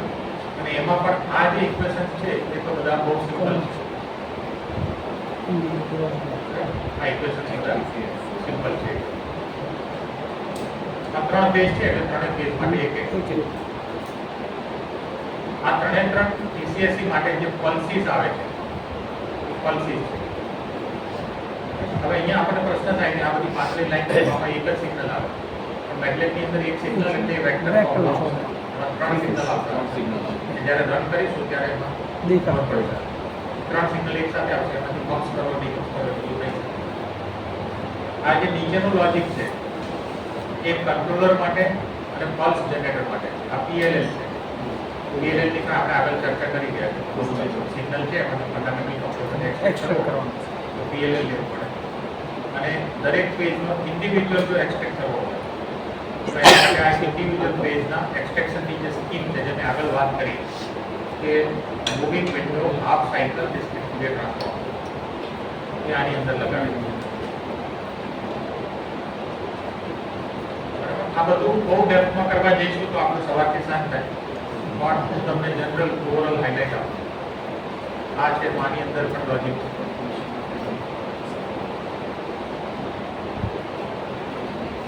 આ દરેકે દરેકનું કંઈક લોજિક છે. આ રિલે અહીંયા મૂકેલી છે તો શા માટે છે સાઇન કોસથી આપણે શું મેળવીએ છીએ એનો ફીડબેક ક્યાં જાય છે. This all things are important. બરાબર. પછી આ એક પેજ બી પેજ સી પેજ આ 3 ગેટ પર જનરેટ કરે અને બાકીના 3 છે આનું નોટ કરવા જોઈએ. 3 ગેટ અને એનું નોટ કરો એટલે બાકીના 3 અહીંયા મેન્યુઅલ સિલેક્ટર છે એટલે તમારે ઇન્ડિવિડ્યુઅલ પેજ વાળી સ્કીમમાં જવું છે કે 3 પેજ વાળી સ્કીમમાં જવું એટલે કઈ સ્કીમના રિઝલ્ટ તમારે પ્લોટ કરવા છે એની મેન્યુઅલ સિલેક્ટરથી તમારે અને પછી જે બંને કમ્પેરિઝનના ટેબલ મૂક્યા છે કે ઇન્ડિવિડ્યુઅલ પેજ વાળી સ્કીમ જે શું થાય 3 પેજ વાળા કે અહીંથી ચેન્જ કરે. આ જે છે એ આ મોડલ સ્પીડ જે છે ને એ અહીંયા આપેલી છે. આ છે ને આ 6 માસ જે દેખાય છે 1 2 3 4 5 6 આ 6 માસ એના ગવર્નિંગ ઇક્વેશન એ 6 માસમાંથી એક એક સ્પીડ નીકળે સ્પીડ ડિફરન્સ નીકળે 1 2 3 4 એ 6 જે સ્પીડ આવી એ સ્પીડને એનાથી મલ્ટીપ્લાય કરી છે તો ઇન્વર્સ ઓફ q થી મલ્ટીપ્લાય કરી છે કે જે આઇગન વેક્ટર મેટ્રિક્સ છે એટલે એક્ચ્યુઅલ સ્પીડ ડેવિએશન ને ઇન્વર્સ q થી મલ્ટીપ્લાય કરો એટલે મોડલ સ્પીડ ડેવિએશન અને મોડલ સ્પીડ ડેવિએશન તમને અહીંયા બહાર મળે ચાલો જેને આપણે અહીંયા પ્લોટ કહીએ જેના પ્લોટ મેં તમને બતાવ્યા છે.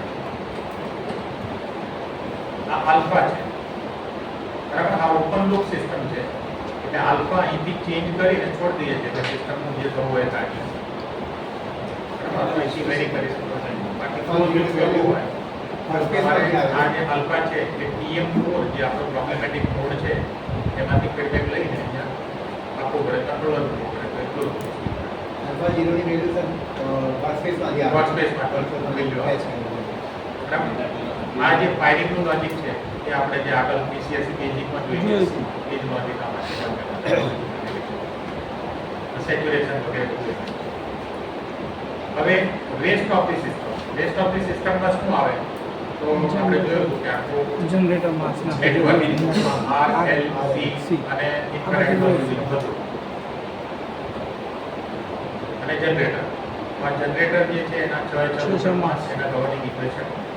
પછી આ જનરેટર જે છે તો એનું પોતાનું મોડલ એટલે 2.2 મોડલ છે એટલે એના 6 ડિફરન્શિયલ ઇક્વેશન આવે. આનું મોડલ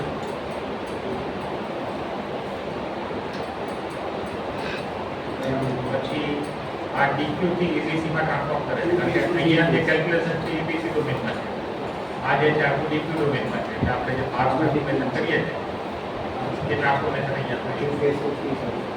એવી જ રીતે અહીંયા જે છે ABC થી DQ માં કન્વર્ટ થાય છે અને ABD બીટુ BC અહીંયા ઇમ્પેક્ટ થાય છે.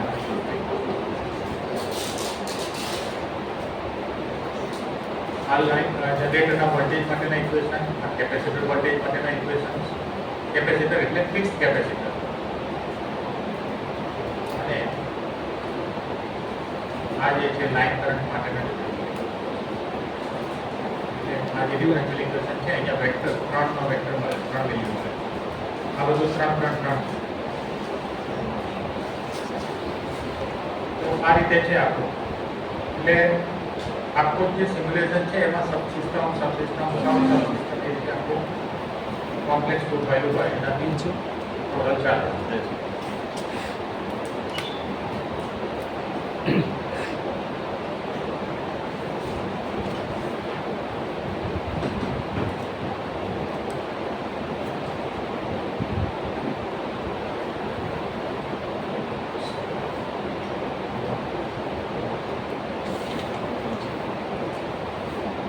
જો અત્યાર સુધી પાછલી જે લાઈનો દેખાતી હતી એવું સિમ્યુલેશન રન કર્યું એટલે ડાર્ક થઈ એટલે એ જે એક લાઈન દેખાય છે એમાં એક વેક્ટર ફ્લો થાય છે ત્રણ ક્વોન્ટિટીઝ ઇનપુટ આઉટપુટ એ રીતનો ફ્લો છે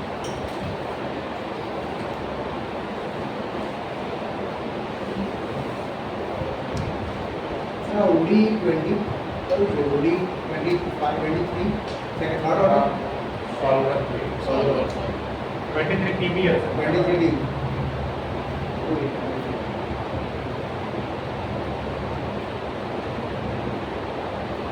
આ જે મેટલેબ હું યુઝ કરું તે ઓલ્ડર વર્ઝન છે અત્યારે હાલ તો બધા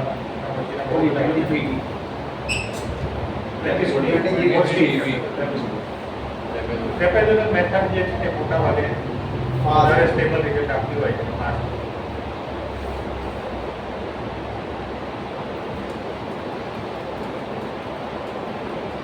આ TCSC ના વોલ્ટેજીસ જે સ્વિંગ છે એ સ્વિંગની સાથે વોલ્ટેજ જે છે એમાં પણ સ્વિંગ થાય છે આપણે આગળનું જે મોડલ જોયું એમાં આવું બધું ના જોવા મળે કારણ કે આ રિયલિસ્ટિક મોડલ આ રિયલ સિનારીઓ સાથે છે સિસ્ટમના જે સ્વિંગ છે એ સ્વિંગ વોલ્ટેજ છે એમાં પણ સ્વિંગ દેખાય આ આલ્ફા જે ચેન્જ થાય છે એની ઇફેક્ટ પણ તમે અહીંયા જોવા મળે.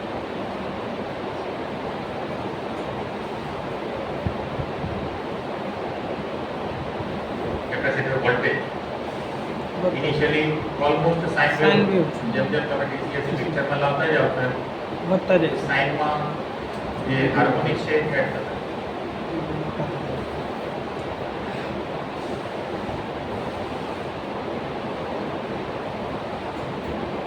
ટ્રાન્ઝિસ્ટરના કરંટ આ 3 ફેઝ છે એટલે 3 ફેઝના કરંટ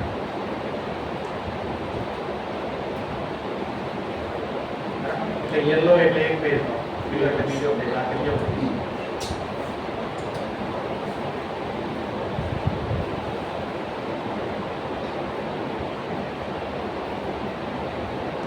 આમાં જે ખાંચા પૂંજી દેખાય છે એ શેના કારણે છે alpha minimum step size step size મતલબ જે છે કેલ્ક્યુલેશન વચ્ચે વચ્ચે નથી કરતું એટલે બાકી આમ સ્મૂથ જ હોય વચ્ચે વચ્ચે કેલ્ક્યુલેશન નથી કરતું OD change કરો કેલ્ક્યુલેશન કરો થોડી કરો અને આપણો સ્ટેપ સાઇઝ નાની કરો સ્ટેપ સાઇઝ જેટલી નાની કરશો એટલે સિમ્યુલેશન ટાઈમ વધી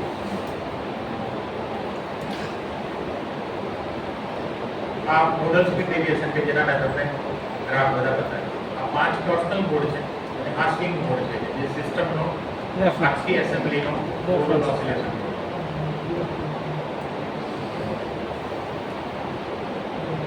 આ લાઈન કરન્ટ છે લાઈન કરંટમાં પણ થોડું પ્રોસેસિંગ દેખાશે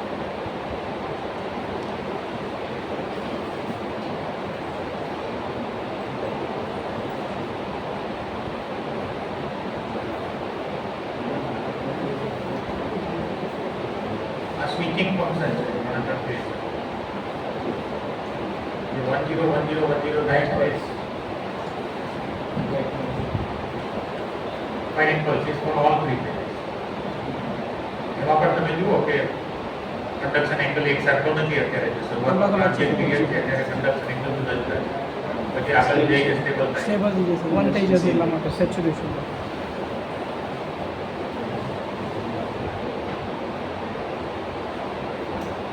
સારું તો આટલું રાખીએ આમાં હવે મેઇન હાઇલાઇટ નથી થતું બાકી તો આની એક વસ્તુ તો કદાચ અત્યારે જોવા બેસું તો મને ફરીથી યાદ કરવું પડે જે તે વખતે બનાવે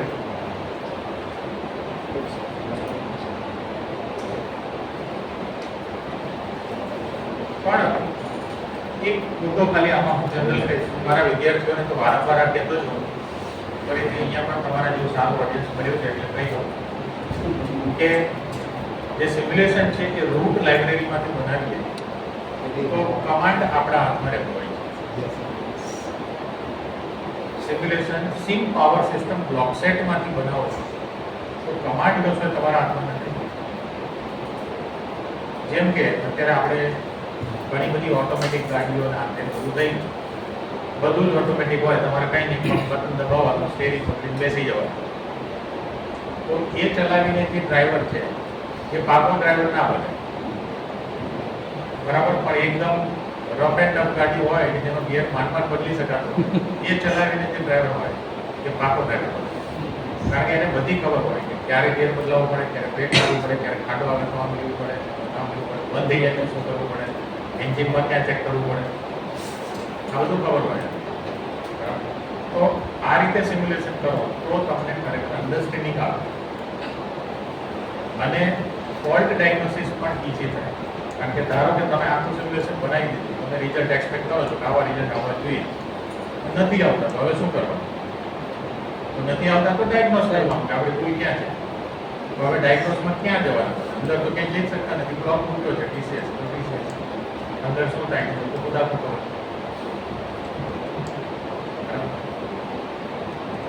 એટલા માટે આ મેથડથી કરવું પડશે. અત્યારે હાલ તો મને કહેતા દુઃખ થાય કે રિસર્ચ તો એ લેવલે પહોંચી ગયું છે કે ટ્રાયલ એરર કરતા એકદમ આખો રેડીમેડ બ્લોક હોય, ટ્રાયલ એરર કરતા વેવફોર્મ પહેલા આવો આવતો હતો, હવે એનાથી થોડોક સારો આવે છે એટલે સર આ રિઝલ્ટ આના કરતા સારા છે એવું ના હોય. એવું કરી That is the reason. એવું મૂકવામાં આવે છે ઘણી જગ્યાએ. હાઈસ્કૂલ પણ અંદર તમે શું ચેન્જ કર્યું, કયા પેરામીટર ચેન્જ કર્યા, શેનો કંટ્રોલ કર્યો, શેનાથી સારું આવે, કોઈ અન્ડરસ્ટેન્ડિંગ નથી. બરાબર. તો આવું આપણે કરીએ તો વધારે સારું. ખાસ બધા ટીચર્સ બેઠા છે એટલે કહેવાનું મન થાય તે તમારી નીચે જે સ્ટુડન્ટ કામ કરે એની પાસે આવી અપેક્ષા રાખશો તો ઓવરઓલ ક્વોલિટી ઓફ એજ્યુકેશન એમાં સારું. સો that's all from my side. I hope I have completed with impact.